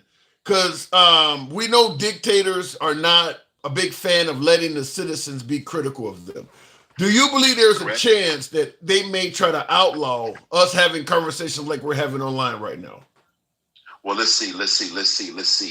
Number 9 tenet of fascism: control of mass media and undermining truth. Do we have to go through the 14 tenets of fascism to answer that question? No, we don't. Okay. So the answer to that is yes. And they're already doing it. Wow. I know it sounds grim, Tim. I know it sounds grim, brother, but it's grim as it is. It's as grim as it can come. All right, Mike. You every time I get done talking to you, I feel like crying, man. I gotta go. All right, moving on with the program. Wow. I hope folks are wrong with this stuff. I hope they are. But the list of people saying this seems to be growing. I hope folks are wrong with it. I really hope folks are wrong on this stuff.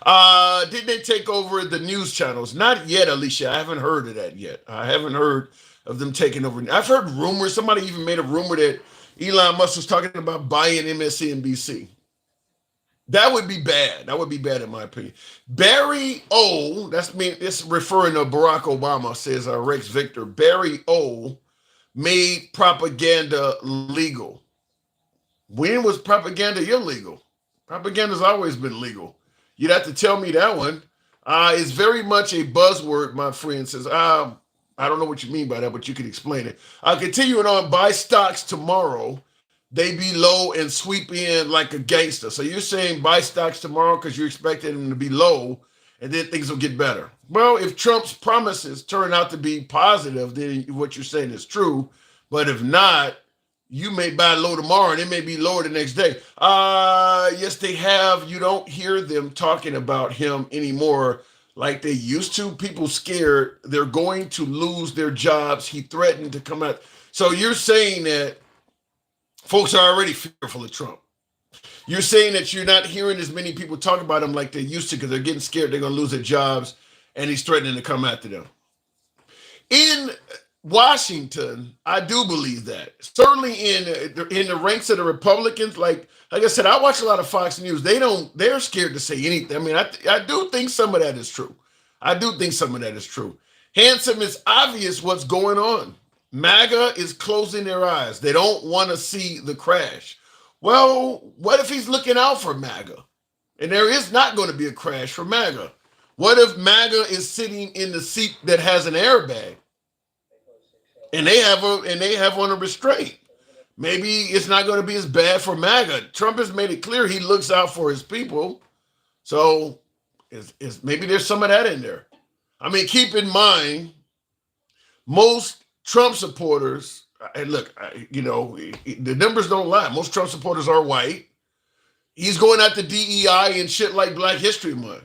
That's not going to affect most Trump supporters. So maybe the stuff he is doing might be a detriment to some, but beneficial or harmless to Trump supporters. I mean, who knows? All major news stations are owned by 6 companies, all Republican and rich, says Edith. Only 6? Really? All of them? I haven't heard that. U.S. businesses with Chinese manufacturing are being restored in America as we price China out.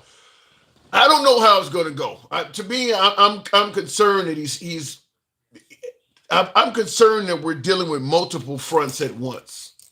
You're going after Mexico, Canada, China, Panama, Denmark, and Greenland, all at once just seems a bit much. Certainly when he was voting in to avoid new military conflicts, to avoid sending money overseas, to avoid getting involved in international issues.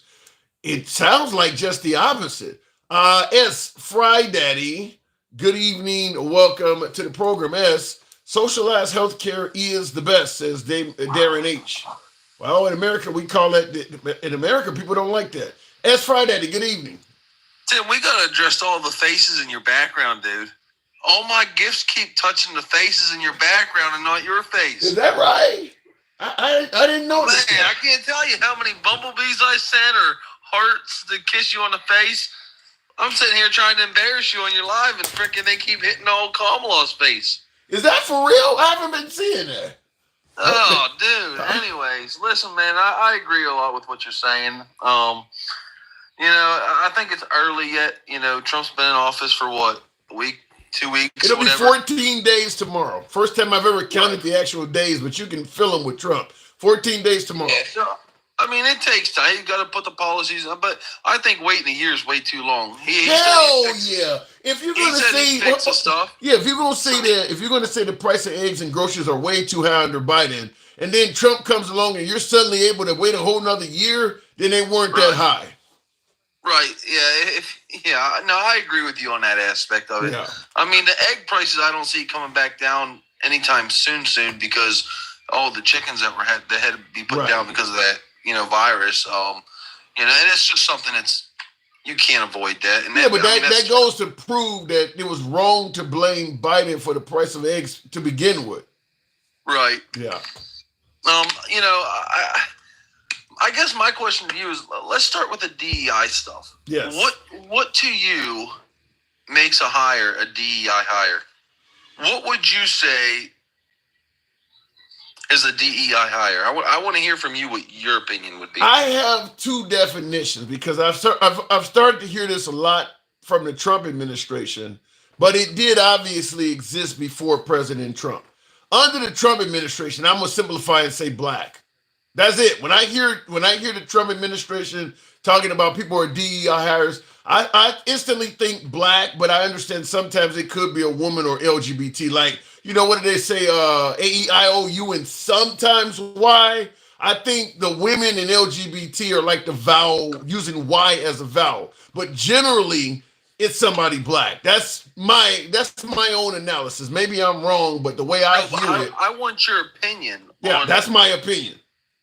So you think if you're black and you get hired, that's a DEI hire? Is that what you're saying? I think that if you are a black person and you get hired and you apparently, let's say you get hired as a black person for a job and you fuck up.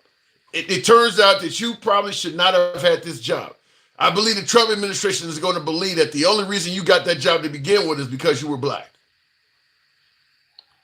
Right. Do you believe that anybody's hired based on their race, their sex, their ethnicity, their... You got 47 presidents and only one is black. Of course they get hired based on what their skin color is. I mean, there's a reason why everything's been white throughout American history. You think all of that's merit only? So do you think that DEI hires were actually happening under Biden? Well, he came out... Would you say Kamala was a... Do you think Kamala or Harris... do you think Harris was a DEI hire? Well, I think she certainly was hired because of her skin color. But the difference is we're trying to say DEI hires are not only hired because of their skin color or their sexual orientation or their gender. We're trying to say that they also are not meritorious. They don't have the merit for the job. I believe that both Biden's Supreme Court pick and his vice presidential pick in Kamala Harris were put on because of their skin color and gender, because he said the next person I appoint is going to be this. But I don't buy the notion that they didn't have the actual merit. That's where I disagree with. Their resumes fit the gig. If either one of them had been an average white dude, folks would have not, the DEI, the lack of merit would not have come into play. I'll give you an example. I definitely believe that Kamala Harris was more qualified for that position than Pete Hegseth. Pete Hegseth don't have a resume for that. And nobody's calling him he's only there because he's loyal to Trump. He don't have a resume for that. He might be excellent at doing it, but he don't have a resume for that job. And ain't nobody calling him DEI. Okay. So when you ask me, what I think a DEI hire, anytime you hire someone or put them in a position and you do it solely for, if you have to discriminate to hire somebody for a position. So like, for example, Biden came out and said, I'm going to appoint the first black female to the Supreme Court justice. Right. That now excludes any white person or any male. True. Now the only candidate that he can hire is someone that's black, and they have to be a female. So it can't even be a black male. So your shot at being the Supreme Court justice for Biden, Tim, you're gone. You're not even an option no more. Yeah, I get you. So now even black men are being discriminated against. So it's not like, you know what I'm saying? So that's why I say that Supreme Court justice was a DEI hire. Because but that's not like but you're using you're basically talking about discrimination though. You're not talking about lack of merit. Right, but you're hiring someone because of their skin color and their sex. Yeah.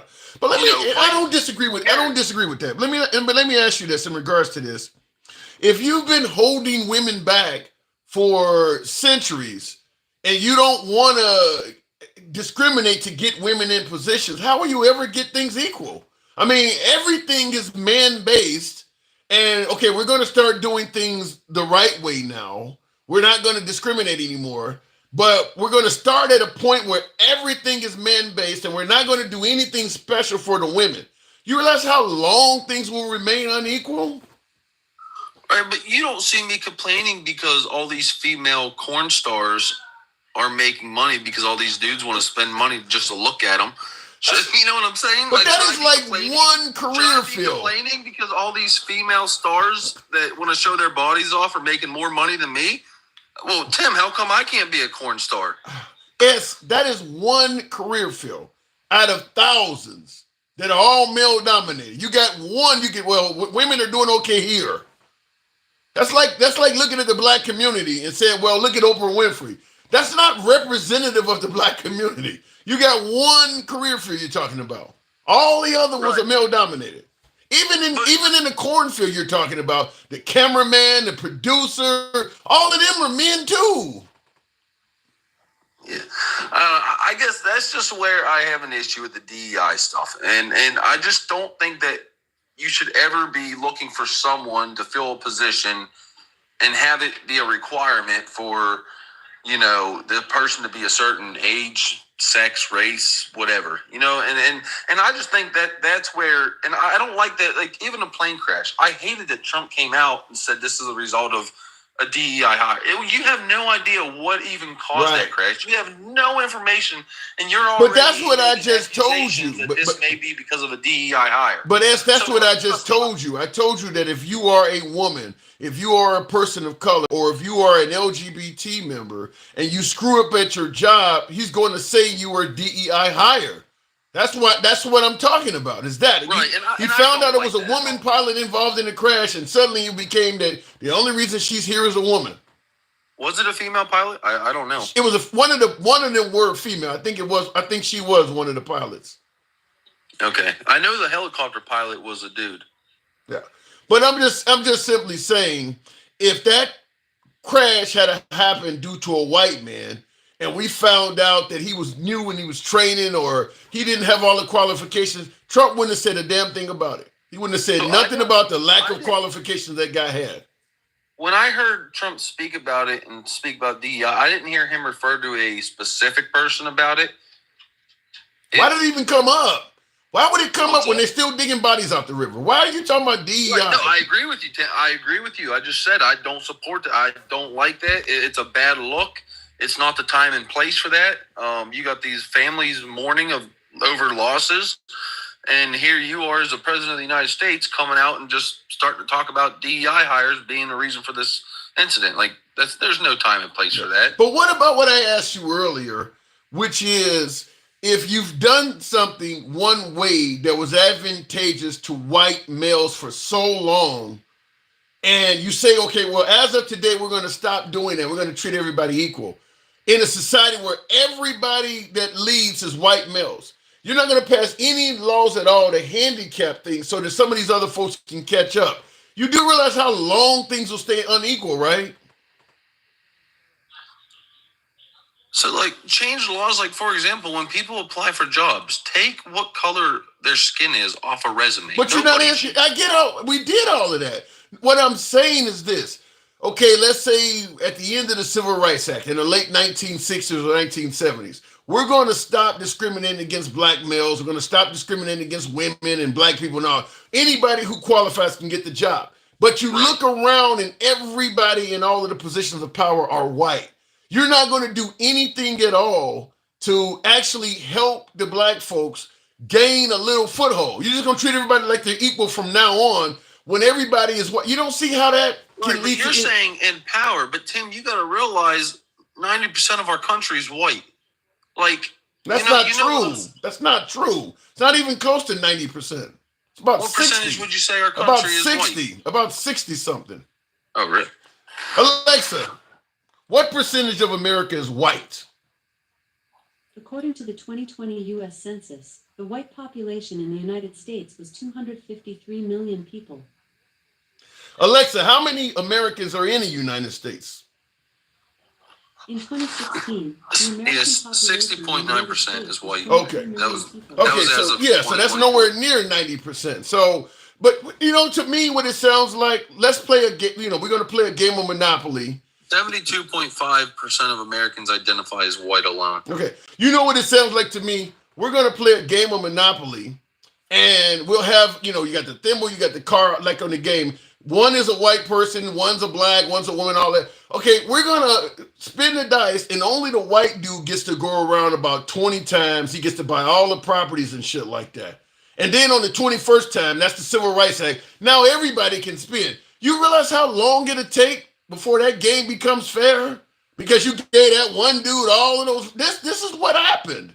And you're saying no DEI, no affirmative action. Let's not do anything for these other people. They're just landing on the white guy's property, paying all their money, going bankrupt. They're borrowing from the banks and everything. Dude just collecting all the cash. You really think that's fair? I see where you're coming from, but I just think the best person should be hired, and I don't think that age, sex, race, or look. I don't think none of that should ever come in. I get where you're coming from, but I just think that it should be solely based on how well you are. Yeah, I get it. It's just crazy. We're going to do everything we can so that you have all the advantages for 200 years or so, and then we're going to stop and do nothing for these other people. Well, that's the way it is now. I don't think they should get any special advantages. It should be based on merit, knowing damn well it ain't never been based on merit before.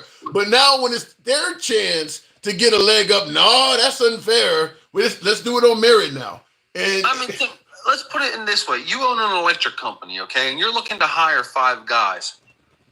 And 10 guys come in, 2 are black, 2 are white females, you got 2 black men, 2 black females, and the rest are all white men. Mm-hmm. And you're sitting here, you're speaking to all of them, and every white man that you spoke to out of all those applicants, to you seemed to be the most qualified. Okay. Would you go out of your way to hire one of the black men or the black females just because, well, you know what, I want to give them the upper hand because they've been held back for so long? Do you see what I'm saying? No, I see what you're saying, but I'm going to bring up stuff like the Tuskegee Airmen and all of this shit and tell you that that's exactly what they used to do. That if a black person or Hispanic person or a woman came in there and they did have more merit, no, they hired the white dude. That's exactly what they did. That's why you see all these black guys that never got the medals and promotions in the military, even though they had the merit and they were putting their lives up. No, they actually did exactly what you're saying you normally wouldn't do. You're going to hire the guy with the merit. No, they hired the white dude. So, for hundreds of years they did that. Right. I see where you're coming from. Yeah. So I don't know why all of a sudden it's a shock when the black person all of a sudden hires the black person. But it was common practice in this country to hire the white dude no matter how much merit any of them other people had. But all of a sudden now when a person of color or an LGBT person does it, oh, this shit is wrong now. You don't look at all the presidents or all of the Supreme Court justices or all the mayors in your town and wonder how the hell all these people are white. You know that wasn't based on merit? We've never did things based on merit. Merit didn't become an issue until people of color and women started benefiting from it. Now all of a sudden we need to go to merit. You don't see that. Right, but I just think we've come a long ways. We have so many, females holding positions that females have never held before. We have people, of color holding positions that have never been held by them before. So I just think we've come so far. You can't say that it's only white men in all these high positions now because it's just not true. That's just not. It's just not the truth anymore. No, it's not the truth anymore, but the damage from it still exists. There are still lots of professions and lots of places you can go where it's still overwhelmingly white male dominated. Like I said, you get 20 times around the board and the other people are held back. Yeah, finally a couple of the females don't use their thimble and bought a property or two. One of them owns Baltic Place or something like that. But the board is still mostly owned by that guy that got 20 spins. You can point to a few successes, but most of them are still white males. So when you say that, though, are you talking about areas that have more? Because I'm going to use black and white for now. Obviously, There's more than just black and white people. There's Hispanic. I understand. They hit them all back, yeah. But let's just use black and white, for example. Are you saying that this is happening even in more predominantly black places where you're seeing just everything being held by white men?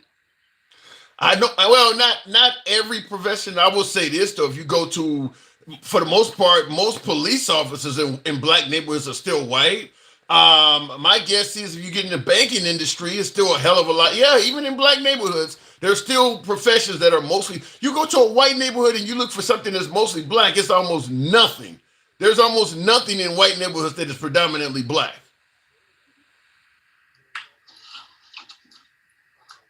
Okay. Think about it. Anytime you see a controversial police video, oftentimes this is some of the most blackest areas in the United States, and the cops be white. And sometimes there's many of them. I mean, you watch some of these videos; they're in some of the roughest areas in America, and it's like 5 or 6 white dudes running through the hood chasing. Yeah, but you're saying you're watching these videos. Those are videos, though. They're not showing you the videos of the black cops in those areas. You know what I'm saying? No, there's black. I'm not saying it's all white, but what I'm saying is you don't see any videos of 4 or 5 black cops chasing a white criminal in the middle of rural Alabama. You don't ever see that. Yeah, I got you on that. Yeah, you don't ever see that. But I mean, yeah, if you're in a black neighborhood, there are black cops in that. You know, Memphis Police Department or Chicago, yeah, they got plenty of black cops too. But if you dial the police in Chicago, there's a good chance a white cop's going to show up to your house, no matter what neighborhood you live in. If you're in rural Alabama, ain't no black cop coming to your house, no matter what number you dial. That dude's going to be white. I mean, so that's what I'm saying is that you don't see that in white community, and I don't think they would tolerate it. I think that just like in a hood where people tend to side with a criminal even though they shouldn't be. I think if you had 5 or 6 black cops chasing some white dude through a rural trailer park, you would be amazed at how many people in that trailer park would be siding with that criminal too. Tim, yeah, and I get where you're coming from, but you go into those hoods or you go into those areas and you go around and ask, all the younger black men that work there or black females that live there, hey, why don't you guys become a police officer? How many of them black men and women in those areas want to be a cop? I agree with that, but I will also say the merit. That's what's hard about that is I see where you're coming from, but the relationship between, at least what the media puts on, the relationship between the black community and the police officers aren't great. And most black people don't want to be cops because they don't like the cops. Now, I don't believe that because, I've interacted with plenty of black people and I've never had an issue with any black person I've ever pulled over.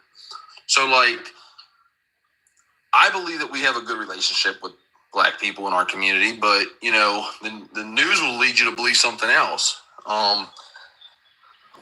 But when you start getting into the rougher areas, you're talking about downtown Chicago, a lot of the black people in that area aren't pro-police, for whatever reason. I think that's and you're telling the truth, but I will say there's a lot behind that, and one of the reason why the black community does not have a good rapport with police is because we for too long have ignored the police. I mean, think about the whole Jim Crow era. I don't know how long that lasted, 100 years or more. Who do you think they used to enforce all of that stuff? I mean, the Jim Crow era treated black people as inferior. Who do you think they used to enforce to keep black people? If I went into your neighborhood and you didn't want me there, who did you call to get me out? So the reason why the relationship between blacks and police is so bad is because they were the ones that were primarily enforcing all of those injustices, even going as far back as runaway slaves and shit. That's why they created them. So, and as long as we continue pretending like none of these people were mistreated by the police department, that has not helped this out. You name any controversial police encounter with a black person, and I can show you a whole lot of whites that are saying that person got what they deserve.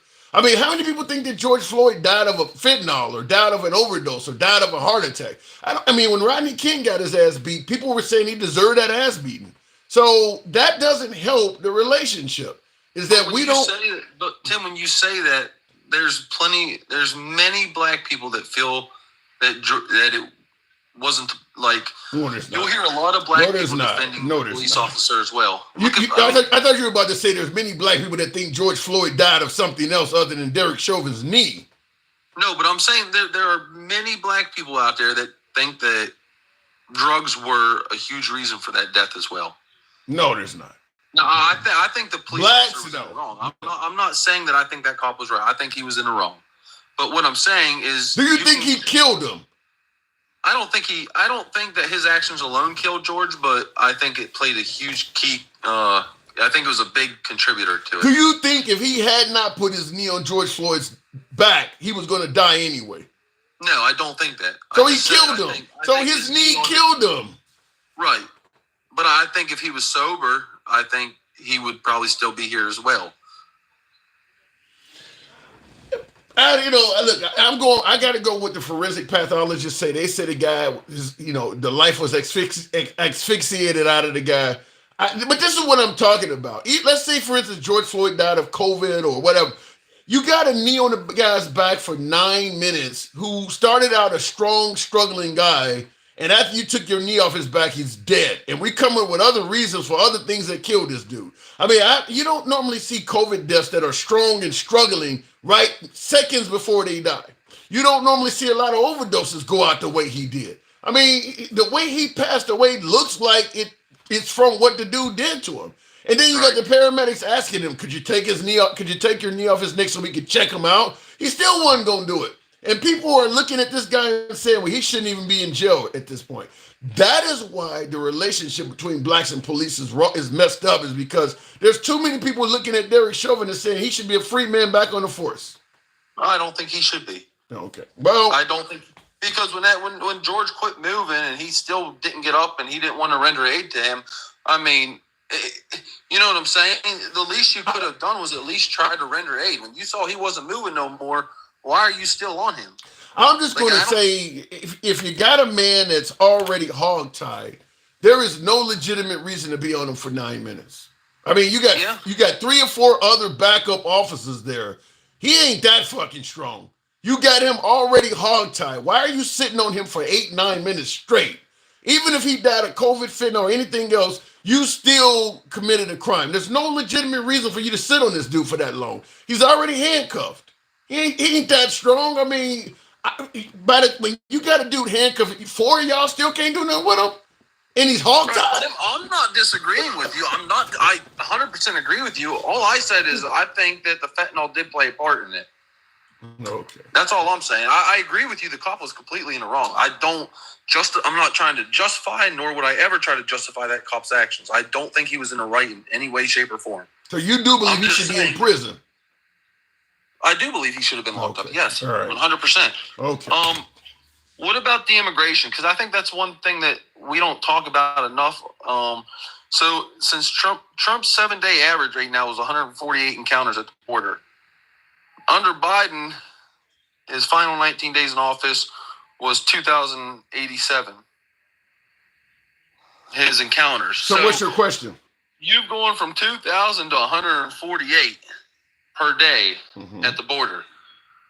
Well, do you give Trump any credit for? No, Trump ran on that. Biden's goal was Biden was a humanitarian compared to Trump. Yeah, of course, Trump's going to get credit. He ran on getting rid of people by any means necessary, going into schools, getting rid of birthright citizenship. I mean, Biden didn't run on that. So, yeah, of course, Trump's going to have he got rid of Biden's, you can't even claim asylum and get in here anymore. I mean, so he should have way higher numbers than Biden. He came in saying he was going to be, that was one of the number one things he was going to do was get rid of people. Right, but when you would ask the Democrats before the election, and you would start blaming Biden for the amount of illegals in our country or whatever, the Dems always want to say, well, it's not Biden's fault. What did Biden do? He didn't cause them to come here. I disagree with that. Biden made it clear to them that he was immigrant friendly, and that promoted them to come here. I mean, I do agree that Biden is responsible for the swelling up of immigrants coming here, because the word was put out that he was immigrant friendly, and when they came here, they found out it was true. You could just request asylum, and they would just turn you loose into the country. So that's his fault. I'm not going to argue with that. All right. Is there anything you like about Trump since he's been in office? Is there anything that you would say? Yeah, securing the border. Okay. Yeah, I got to move it on. Like I said, he's not all bad, but some of the things he's doing is really bad. But I got to move it on, man. All right, buddy. Take it easy. Have a good night. Always a pleasure. Thank you. Will G says, we gave him 4 years already, and he messed all up. God helps us when the next pandemic hits and all the bullshit he is bringing with these orders and firings could leave the country open to terror attacks. Yeah, I do believe there's some validity to that, for the simple fact is he's firing the heads of government And a lot of these folks, whether you think they're swamp creatures or liberals or whatever you think they are, they're not DEI hires. A lot of these folks he's getting rid of have years, if not decades, of experience. I was watching, I think it was this week with George Stephanopoulos this morning, one of the Sunday shows, and they were talking about how much time it takes to properly train an FBI agent. You know, all of the background checks they got to do, the education that's required, the schooling, they got to go to Quantico. I mean, just the amount of education it takes to make an agent, to get an agent up to par. And talking about the number of agents Trump is getting rid of simultaneously and the detriment to this country that's going to pose, because it's going to take a long time to replace all those people. And one of the things we haven't even discussed is the money involved in it. I mean, because, you know, training costs us money. All of that's costing money. And you getting rid of all these people. I mean, that's a lot of companies hesitate to get rid of talent because it costs so much money to retrain another person and put them in that position. He's getting rid of a lot of folks with decades of experience. I don't see how that's going to be good. I just don't. And he's doing it solely because they don't agree with his agenda. Or in some cases, one of the things that came out on this week with George Stephanopoulos as well, when I saw one of the guys said, oh, it was Chris Christie. Chris Christie was on there this morning. And one of the things he said is that as a prosecutor, you don't choose the cases you get. The January 6 cases, which the people were being found guilty by a jury of their peers, it wasn't the FBI finding them guilty. That you don't get to choose that. If you're an FBI prosecutor, somebody comes to you and tells you, here's this person's been charged with this crime. Your job is to review the case and prosecute them. So why would a prosecutor that's simply doing his job get fired solely because the person that he was ordered to prosecute happens to be MAGA? I mean, he fired a lot of prosecutors. Talking about a weaponized DOJ, how does that escape? How is that not a weaponized DOJ? Because that's all Trump complained about. These tariffs will cost us jobs 100%. Ace Ventura, I don't think even MAGA denies that. I think that they just feel like at the end of the day, it'll be good for America. But yeah, there's 100% chance the tariffs will cost us jobs because there are a lot of companies where a large portion of their clientele are Canadians, Mexicans, or people in China. I keep using Coca-Cola because everybody knows that company, and they have a lot of Canadians that drink Coca-Cola. I'm sure there are Coca-Cola machines all over Canada. So if all of a sudden they're charging an extra amount, the people that work for Coca-Cola in the United States don't feel the hit. They may have to lay people off. There's no denying it's going to cost jobs. Guaranteed it's going to cost jobs. In fact, I heard that Trudeau said they're already removing some products from the shelves in Canada. So yeah, there's no way around the fact that it's going to cost jobs. I wanted to run a clip by you before I start taking the next set of calls. I don't know where I put it at. Maybe I ended up deleting it. Oh, here we go. This is a quick clip from Trudeau himself I wanted to play earlier. But before I do, DEI is just a dog whistle to say people of color will never climb up the ladder to be equal. Well, that's what I told my last viewer. To me, DEI equals black.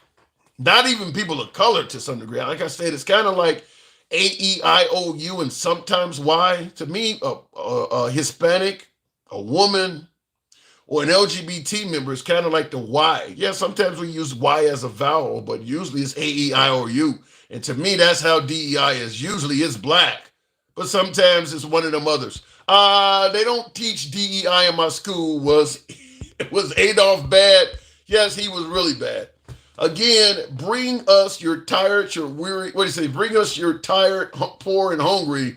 Was for Europeans. Well, it's looking more and more like that. I'm trying to still be on the other side of it, but I'm losing patience with disagreeing with you. You're starting to get more and more right. Charlie Kirk said civil rights turned into a beast, and now that beast turned anti-white efforts, MAGA trying to stop black success. Haven't seen that yet, I'd have to see more evidence that MAGA is trying to stop black success. But with the rolling back of Black History Month and things like that, they are trying to roll back black acknowledgement.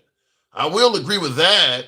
Anything that acknowledges what blacks have went through, specifically targeting African Americans, no, we don't want to just only speak about black people. I do think that that's happening. Charles Kirk has brain damage. I haven't seen that yet. Before I continue on, make sure I get the super chat out of there. Wilson, the police started in the United States as protection security for the rich and slave patrols. And catchers, of course, the black community has problems with cops. Yeah, African Americans have been complaining about the police since there have been police. I bring this up oftentimes on the show.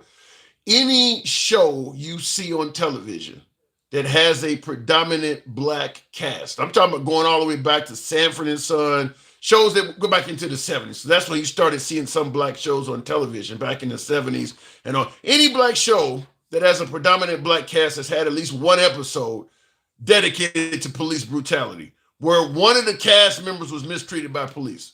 Virtually any show you come across, maybe excluding the Cosby Show, maybe I'd have to think about it, but just about any show that has a predominant black cast has had at least one episode dedicated to the police mistreating somebody. That's how prevalent complaints about police has been. And I see in the comments that guy said they did too. Are you saying so? The Cosby Show even had one too? Yeah. Just about any show you can think of that has a predominantly black cast has had at least one episode dedicated to the police mistreating a cast member. Even Family Matters, where the father played the role of a cop. Even one of the members on his force mistreated the kid. So it's amazing at how long African Americans have been complaining about police brutality. And we've had a large contingent of white Americans saying, I don't know what y'all talking about. I have no clue what you're talking. So until that changes, I don't think you're going to get a better relationship between police and cops, because there's just too many people denying what's going on. Before I continue on, I think you guys have all heard the phrase having the talk with your child, about dealing with police.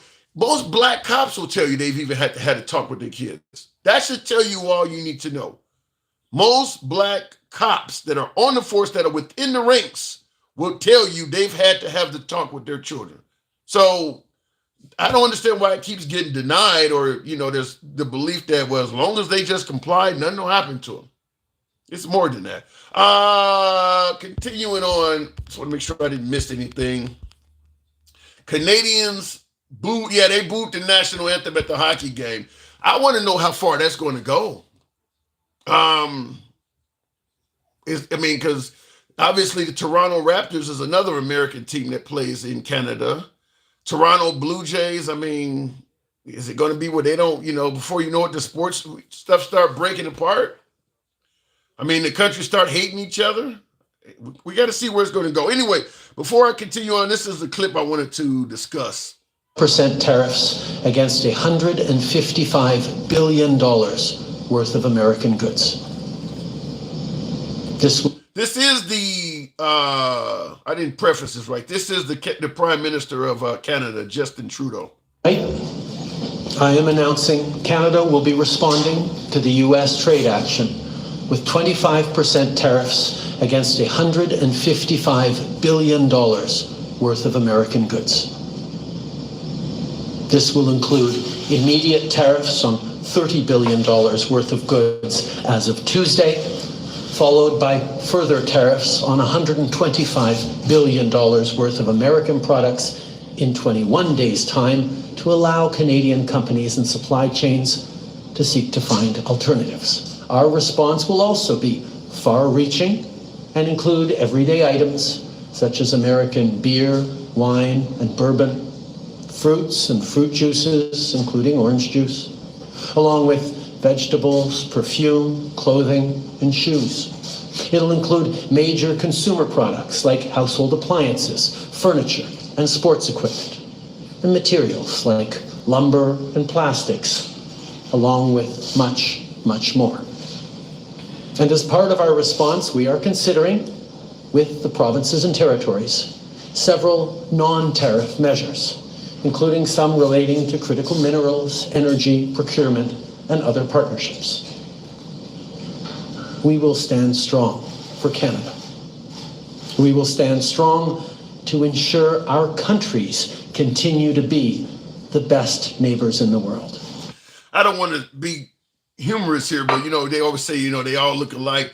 He just looks like the typical American white man. It's crazy that is the guys we're going to be fighting against. I mean, he could literally be hanging out on the streets of Rhode Island somewhere. That's who we're entering a trade war with. It makes no sense to me. I mean, at least have an accent. Damn. I mean, he looked like he could walk the streets of America anywhere, and you would just think he was a regular white dude walking around in America. And those are the guys that now are starting to not like America. I don't know. Did we pick the wrong enemy? I mean, is this? I don't know. Do you really think we're gonna benefit from this? For the first $30 billion.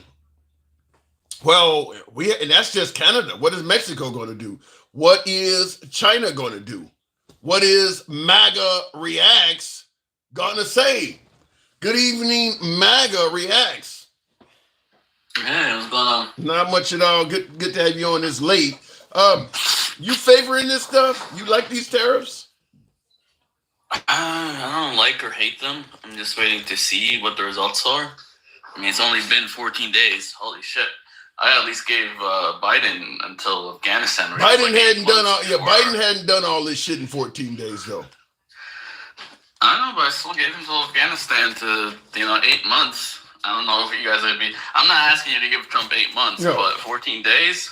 Well, and I agree with you, but Trump did use the phrase day one over and over again. He didn't say day 14. Yeah, he's going to start working on it in day one, and both of us could admit that he's working on shit. He's not fucking enjoying his honeymoon. I don't know. What is he? Okay, when you say, I don't know, is he really working on bringing down the price of eggs? I mean, he's working on something. What the hell kind of answer is that?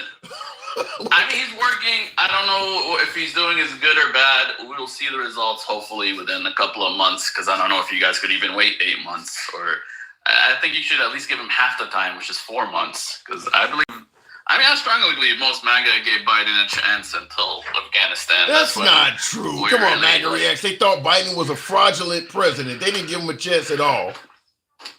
No, but you could think he's the wrong. You could think he cheated to get the job, but he still had the job. I'm gonna tell you something. Hold on. This time, in 14 days in Biden's term, and thank you, Wolf, for the super chat. I appreciate that, Wolf, on YouTube. This at this point in Biden's term, 14 days in, we were still receiving Q drops. I was doing programs. We were being told that in February, Nancy Pelosi was going to be arrested by the military, and Biden was going to be arrested, and Trump was going to be the 17th president. Are you really, hold on. Are you really comparing yourself to Q? No, you're telling me no. Higher standard than Q. No, you're telling me MAGA gave Biden a chance from day one. I'm telling you, Q. MAGA's not Q. Bullshit. Trump had a Q pin on. Doesn't matter. I don't see myself as Q. Most MAGA don't see themselves as Q. Then what was Trump? Like then maybe Trump is Q. I mean, Trump is not Q either, but Qs are American, so he does. So when he tweets out Q messaging, the storm is coming. He's on TV wearing a Q flag lapel. Why is he doing that? I think that's his own messaging. Just because Q agrees with him doesn't make it Q messaging. I mean, that's where you guys always. How would you know if he? Okay. Just because it's just the same thing with the Project 2525. Just because we agree on some things, it doesn't make us Project 25 or whatever. MAGA, he's literally wearing. He's literally wearing a Q lapel. I don't know about that. So why would he do that? I don't know. Maybe he wants their vote too. He wants more votes. I mean, under Trump, he's got a big coalition of everybody, from ex-Democrats to Q to everything. We have LGBTQ. We have everybody in our coalition. Our coalition is getting bigger and bigger. So, yeah, sometimes we get shit for it because part of the coalition is weird, like Q. But, we're trying to be as inclusive as possible. Like, where the Democrats try to be inclusive in race, we get inclusive in ideas. Like, I get all of that, but if he's wearing a Q lapel pin, how can you be confident he's not Q? I don't even know I don't know what I don't know what that means. I don't know why he's wearing it. I don't know. I mean, where you even got that if they're from. at his rallies holding up Q signs, how can you be confident he's not part of this stuff? I can never be confident in anything. How can I even be confident that he's not a Russian puppet? He could be a Russian puppet the whole time. Well, if he starts wearing if he starts wearing apparel that says I'm a Russian puppet, then you can't blame. I mean, he's literally wearing Q lapel pins. I gotta see where you got that from. I'm not gonna just type Google. Just Google Trump Q lapel pin. All right, I'll do that for the future. Okay. I mean, and again, Q are still Americans. So he could, support them without agreeing with them on everything. I understand all that. Q is MAGA. Q is MAGA. If you believe in Q, if you were reading Q, but MAGA is not Q. MAGA is not Q. If you could say Q is MAGA, I'll give you that. Even though I don't really believe it, but MAGA is not Q. Okay, but the point I made is that they were not giving Biden a chance from day one. In addition to Q drops and saying that Trump was going, Pelosi was going to be arrested and all of that stuff. They never get that many chances. I'm talking the majority, not the small minority. The majority were chill and quiet. A lot of us were happy to get rid of Trump. Not because I didn't like Trump, but it's because I didn't like the noise. Like, even now, I just don't like all this noise. It's fucking loud for no reason. You seeing something different. From day one, they were calling Biden sleepy and saying he needed to be in a nursing home. Okay, that could be true. So they didn't give him a chance from day one. I'm sure there was someone in the country doing that. I agree with you. I'm sure not everyone gave him a chance, but I'm talking about me. I'm talking about most people I know. I'm talking about the majority of people that I interact with. Okay. Give him a chance until Afghanistan, and that's where I was. Most MAGA did not. Okay, maybe you and your circle, but most MAGA did not give Biden a chance. They thought he was an illegitimate president. Some were Q. Some thought he had dementia and needed to step down, but they never gave him a chance. Listen, you know how people say we gave Trump a chance until Charlottesville? Even Biden said Charlottesville was the reason he got into the race. Yeah. Well, it's the same with this. Like, Afghanistan is the reason, I was like, fuck, I'm never giving this guy a chance because he's just an idiot. Right. Do you get the same? I understand that there's some guy somewhere in buttfuck Alabama that never gave Biden a chance. I understand that, but the majority were just happy, wanted some peace and quiet, which we didn't get, but we still gave him a chance until Afghanistan. Okay. Now I'm gonna ask you something.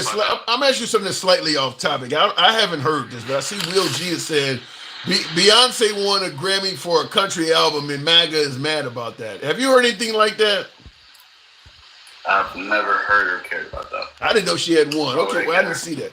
But yeah, I don't know. Like I said, they're not going to give. Would you call that DEI? Would you call that DEI? What? Her winning a country album? No, that song she put out sold a lot of music. No, I wouldn't. Exactly. No, she won by merit. Exactly, and that's what we want. We just want people to win by merit. Like, DEI is just reverse racism. It's like, your whole time arguing with that guy, all I've been hearing is like, all right, it's our turn to be racist. Let us be racist for a while. Well, it's our turn to discriminate. The way you put it, as bad as it sounds, that is accurate. Just like I used the Monopoly example. The only way to make the game even is, you're going to have to hold a white guy back. You're going to have to do that. If you don't, nobody will ever catch up. I mean, as bad as it sounds, and like I said, what you're saying is 100% accurate. But if you don't give these people a little bit of an extra advantage, and keep in mind, we're not talking about discriminating against a white man or giving people of color an advantage for 400 years like they did. We're just talking about a small period of time. And you guys are like, no, we don't want to give you any advantage.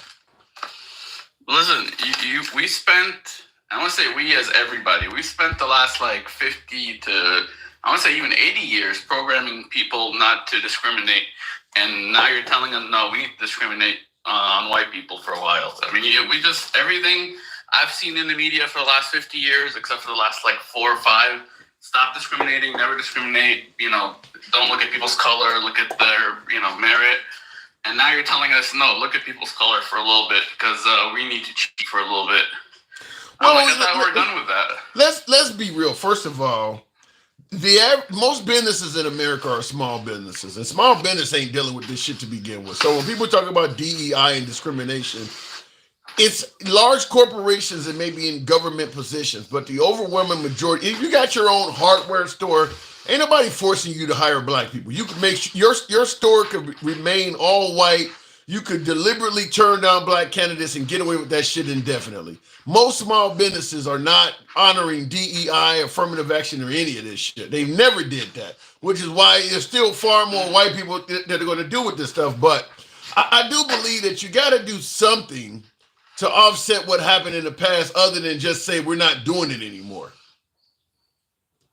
Yeah, but most of us, I've only been in the country 30 years, so why am I don't want to say being punished, but why do I care about anything that happened before 30 years ago? Because it's still affecting us now.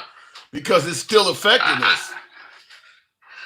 I don't think it is, because the math, as far as I see, you keep saying, like, why have all the presidents and why all these people white? It's because the country's still 60 or 70% white, and it's only like 13% black.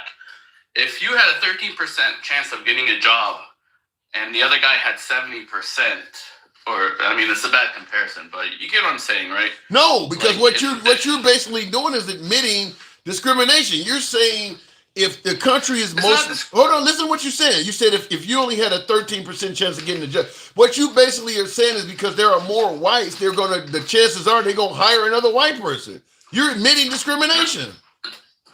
No, I kind of said it wrong. You didn't say nothing about merit. You didn't say nothing about merit. Well, we're just talking about numbers here. Like, if you look at a job that has 100 people, if 13% of them are black and the population's 13%, then you're good. But look at government. Government has about 16 to 20% African Americans, and the population's only 13%. If you're bringing up the fact, firing them to get to 13%, if you're bringing up that black people are only 13% of the population as a reason why they're not getting as many jobs, you're admitting that it's not based on merit, because I don't care if you're only 1%. If you got the most merit, you should get the job. You're admitting that our lower population is why we're not getting as many jobs, which means that's because we're getting discriminated by the majority. You're admitting this still happens. That's not discrimination. There's less of you guys. That's not the same. Discrimination is because the discrimination is different. This is just population numbers. There's less of you guys. Look, I'm Egyptian. Do I want the government to hire 1% Egyptian? I don't. Shit. Wait. What happened to merit? 0% of the population. What happened to merit? 0% of the population. It ain't got nothing to do with. There to be an Egyptian president. It ain't got nothing to do with the percentage of the population. You're talking about merit. I don't care if there's 90 white guys in there and you walk in as the only Egyptian. If you got more merit, you should get the job, right? Exactly, but that ain't what you saying though. On race and color and all these things. I'm saying you shouldn't do that because the population numbers don't support that.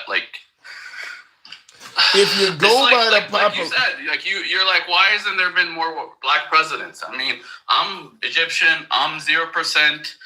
I don't expect there to ever be an Egyptian president. And then at 13%, especially 13% today, we're not talking about 13% 200 years ago. 13% today. So from now on, if 13% of the presidents are not black, then I could say there's I can't even believe you're trying to tie in the lower percentage of blacks as a reason why there's been so few black presidents. You couldn't even run as a black man for most of Americans. It ain't got nothing to do with it. It don't matter what percentage. I agree with you. Yeah, so the percentage listen, if the country, would that be the same if the country was 90% black or even 70% black? That happened in South Africa, yes. In South Africa, even though there were more black people, they still had the white minority ruling the land and oppressing black people. So it can still happen. Well, that's a smaller country. I mean, again, it's just I don't know what to tell you. And eventually, I believe they rose up and defeated that government, right? It took a while. It took a while. Well, I don't see that happening right now. 13% of the population is not going to take over. If you're saying that a larger percentage of population should make a difference, then Chicago should never have a white mayor, right? Never, because it's got more. Detroit should never have a white mayor. I mean, it should always be black everything. No, because, but you guys have plenty of. I mean, you have plenty of black mayors. And that's but we don't have them all because they're Democrats, and you vote for them because they're Democrats. Even if you take a city like Detroit, if you look at the last 100 years of Detroit, most of its mayors were white. Okay, because you guys vote for Democrats. You guys got nothing to do with them. It's racism. Got nothing to do with Democrats. It's racism. Got nothing to do with the party. I don't know the exact numbers. And again, this wouldn't apply to before like 50 years ago. Of course, 50 years ago, there was racism. I'm talking about today.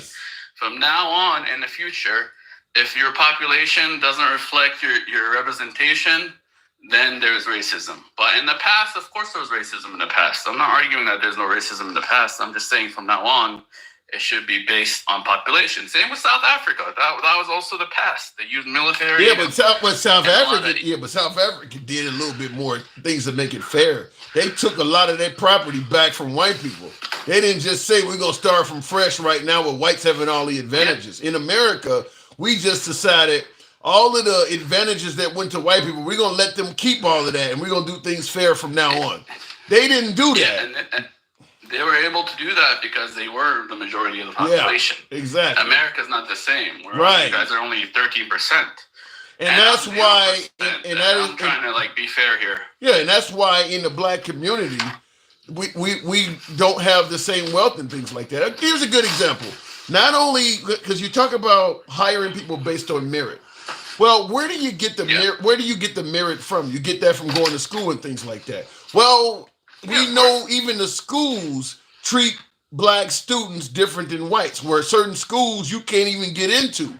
So even when they passed the Civil Rights Act and made everything fine and fair from now on, you would have to admit at that point, we still got a whole generation of people that are about to enter the workforce that don't have the merit of white people because they were banned from getting an equal education. So, okay, the Civil Rights Act just passed, but because all of the upcoming black kids are behind on whites, we're going to still have a lot of blacks that don't qualify with the merit you're talking about, at least well into the 80s and 90s, because we didn't let them get it. You don't see any of this stuff, huh? I would agree with you, except like my cousin works in basically a black school. Your like, cousin? Like 90%. Let me finish the story. So he works in a black school, pretty much like mostly black. I walk in there. Anyway, long story short, he works in the computer lab, and the technology they have now, they have all kinds of tech that I would never dreamt the school of having. They have 3D printers. They have more tech than I do. They have 3D printers. They have surfaces. They have projectors. They have all the coolest shit. The way he explains it to me, he's got unlimited money to buy whatever he wants. And, this is a black school that's funded anything they want. They just could have. And, Okay. That's why the only reason I don't agree with you, because they are working on that. And I see the future being very bright for everybody, including African Americans. You just have to forgive the past, I guess. Right. Yeah, you damn right you got to forgive the past, because that's about all you're going to get. I got to move it on, though, MAGA Reacts. As always, it's a pleasure, man. Don't make up for it by being racist to other people, though. I don't agree with that. You know? And I agree that... that affirmative action and DEI, I can see where people would say it's racist. I mean, I'm not disagreeing with you, but like I said, you can't give one side an advantage for generations and say if you try to do anything to make that up, it's racist and expect things to be normal. I mean, you're going to have to do something that's racist to make up for it. And if you don't, then that group is going to stay behind for a long time, which is exactly what is happening. Look, I don't see that ending well. I think you're just gonna, eye for an eye leaves everybody blind. No, we're not talking about doing it for 400. We're not talking about doing it for 400 years, though. We're not talking about doing it for that long. And then you got to realize, who are you forcing to hire these black people? Like, are you saying that people hiring are just straight up racist? In my opinion, it should have been, in my opinion, some of that reparation stuff. Not just giving people cash, but maybe giving them a free college education because their education was banned for so long. Maybe giving them, forgiving property taxes on a business or something. I think some of that stuff is what they should have did. That's what I think should have happened. But the white America was insisting really on giving them nothing. And that's what we kind of did. We kind of did the nothing route. And we're wondering, well, why won't you catch up? But those people are all long gone. I mean, most people here today. You think everybody from the you think everybody from Martin Luther King, the Civil Rights Act is long gone? Not the civil rights, but from right after the Civil War. Because most immigration happened after the Civil War. No, because we do know during the Martin Luther King era, you couldn't. I always use Trump. Trump talks about how great he did, only getting $1 million loan from his dad. Now, he went to the Wharton School of Finance and you think a black person could have went to the Wharton School of Finance? That ain't slavery. That's in his lifetime. He had advantages that a black man couldn't do. He went to the Wharton School of Finance, got an education from a school that would not have took black people in. And then with that $1 million loan he got from his dad, he was able to do all sorts of deals that a black man with $1 million loan would never have been able to get. That's in our lifetime. That ain't in 200 years ago. So that's in your lifetime, not my lifetime. I'm only 39. I would tell you he's probably still doing deals that most black people couldn't do. Again, that's Trump. He had a advantage start, but I don't think most people today have the same start. Okay. I don't think, like I said, it's his lifetime. Of course, you could say that about Trump, but you can't say that about anybody. Most of the voters today are not 80 years old. Most of us, and especially in 2028, but if you admit Trump had an advantage and he's going to pass all that stuff down to his kids, that a black man won't have to pass down to his kids, then his kids are going to be privileged. No, I agree with you, but how long can you press that advantage before you could say that no one living had that advantage? It's going to be a while. 10 years? It's going to be a while, but I'm telling you, that's what you just said. I don't see any effect of it now, and I just gave you a clear-cut example of a living white man that's going to pass down the benefit. Hold on. Yes, but he's going to pass down the benefits of an advantage he had that black people didn't to his kids, where black people didn't have that advantage, will not be able to pass it down to their kids. So his kids are going to start out way up when black people will not have that same position. So they will be benefiting in a way that a black kid could not. And that's in the future. You're talking about 5 to 20 people at the most. These are the 1%ers. You're talking about barely 1% of the population. And you're using them to make a point against 99% of the population. Or actually 60%, right? 60 or 70. So you're using the 1%ers like Trump to go after or to use it against the 60 other 60 or 70% of the population. Because most white people are not like that.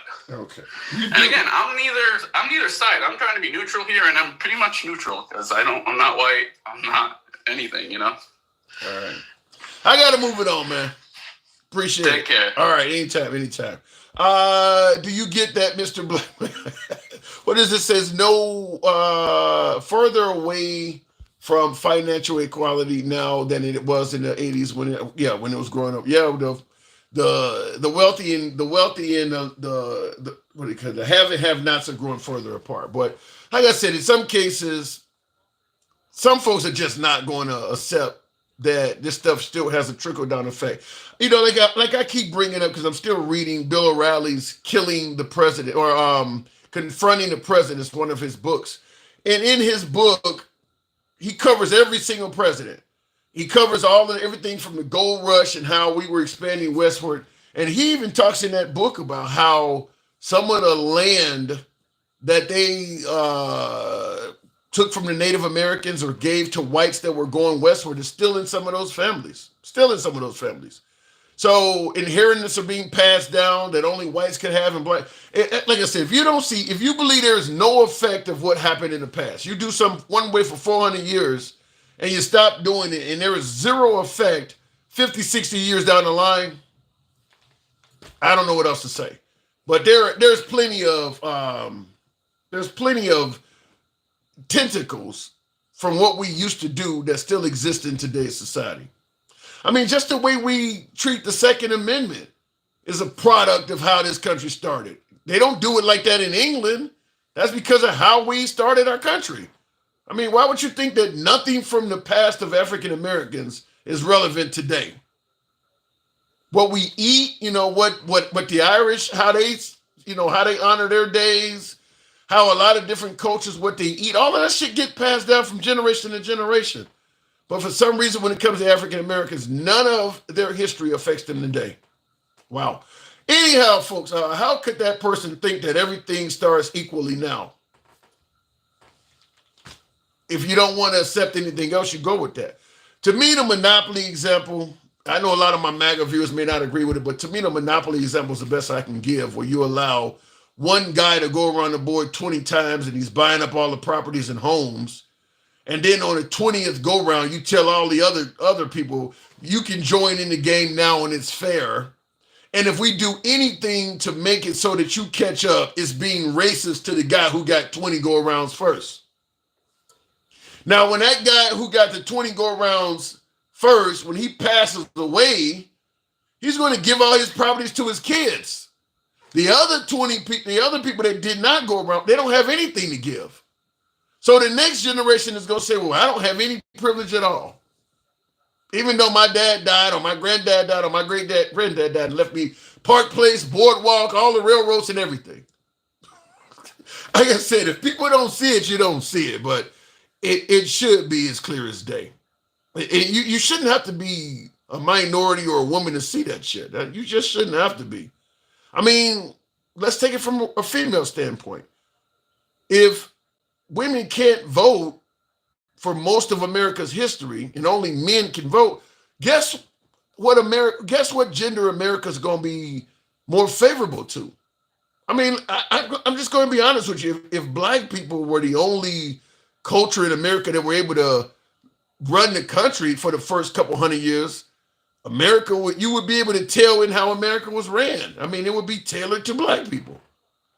I don't understand why people think none of that is relevant. I mean, there's a reason why it's a male-dominated society. They created all the laws for the first couple hundred years. I don't understand why people don't believe that this stuff just goes away when you stop. Makes no sense to me. It's like walking on the beach and there's no footsteps behind you. Like there's no evidence that this person ever walked on here, as if the tide just came in and washed it all away. Doesn't work like that in real life. Anyhow, folks, I do appreciate the 51. I didn't solicit the likes as much today, but I do appreciate the 51,000 likes. If this is, like I said, we cover a lot of topics in the program. It ain't always about race. It gets into that. But we are MAGA friendly, despite some of the callers. Other times you hear whatever. But we are about free speech here. If you enjoy this type of dialogue, I always ask that you follow the program, a subscription on YouTube, if you will. So in your eyes, white people owe you something, says Sleeper. It ain't that you owe me a damn thing. You don't owe me a damn thing. But denying that what happened has no effect on America today is false.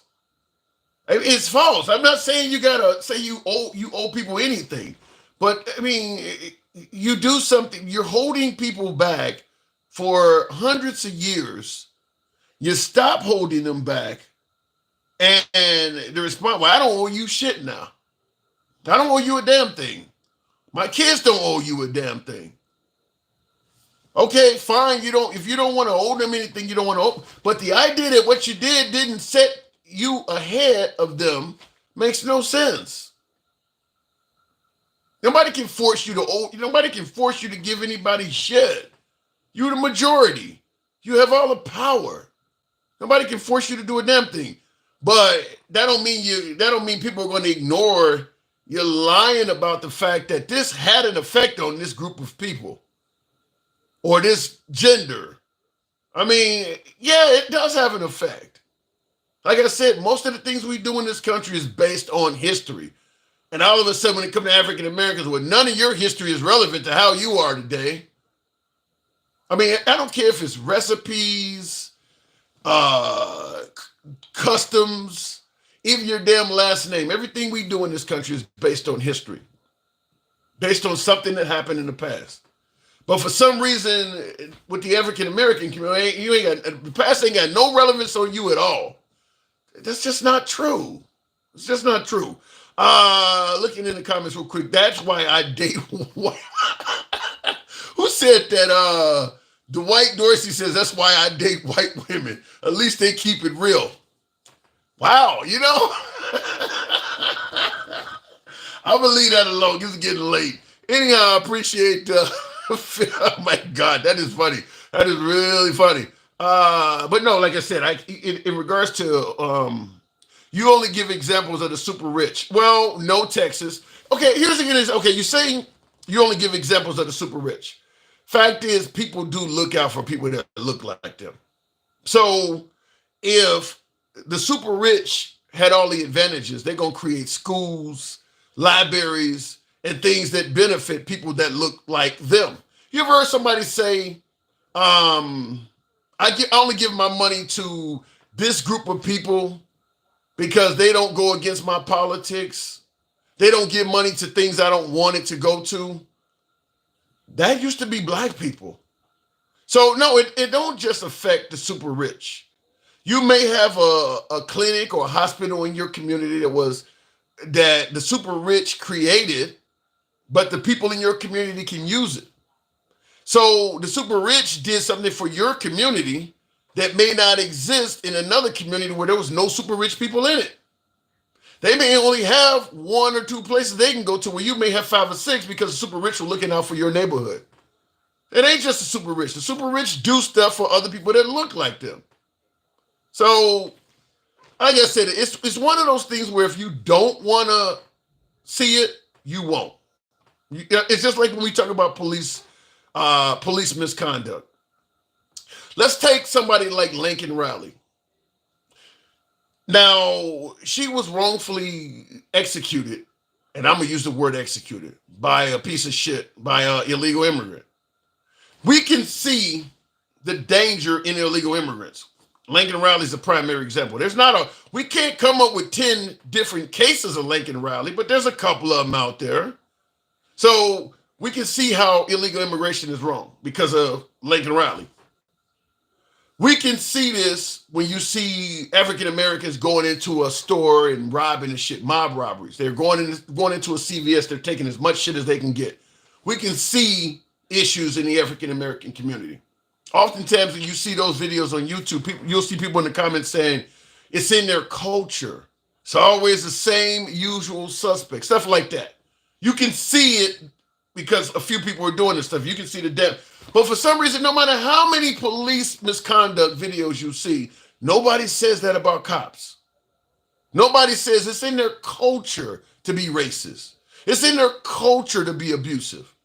This is what I'm talking about. If you don't want to see something, you just close your eyes. You're never going to see it. You're never going to see it. You don't have to see many Lincoln Rileys to realize cops are bad. How many priests have to abuse children before you say they're really bad? You think if you had as many LGBTQ members abusing kids as you did priests, you think we would have the same mindset? You think you'd be still going? You think if the Catholic Church, if the LGBT community was, you think they would even be allowed in our society anymore? Yet the Catholic Church is still viewed very favorably. If you want to see something, you can. If you don't, you don't. That's how it works. If immigrants was doing what the Catholic Church did, it wouldn't be safe for them to walk the streets. If you had as many immigrants doing bad shit as you do police videos, it wouldn't be safe for them to walk the streets. But we view the Catholic Church and police favorably, and we're more critical of immigrants and sometimes the black community. You see what you want to see. Doesn't matter what race you are. People see what they want to see. If it's something you like, you'll accept a lot more bad shit from it than something you don't. If it's something you're suspicious of or you already got an issue with, you don't need to see much from it to dismiss it. Illegal immigrants is a perfect example. You don't need many Lincoln rallies to think that you didn't need many of them at all. I would submit to you this. I bet you if the Jehovah's Witnesses were abusing children as much as the Catholics, you wouldn't want to be anywhere near a Kingdom Hall. It would be a whole different story. But we like Catholics, so we can overlook some of that. That's the difference. Same thing when we're talking about how blacks and how whites got treated. I think if whites were being victimized by blacks the way blacks have been victimized by whites, you'd see it a lot more clearer. It's your boy Tim, the handsome liberal. As always, you guys know I appreciate you tuning in. You can have your opinion. I'll catch you guys tomorrow. I do got to retreat and get my ass up early. Catch you tomorrow. Thank you, folks, on YouTube as well. See you tomorrow. And I don't know, did I bring anybody up from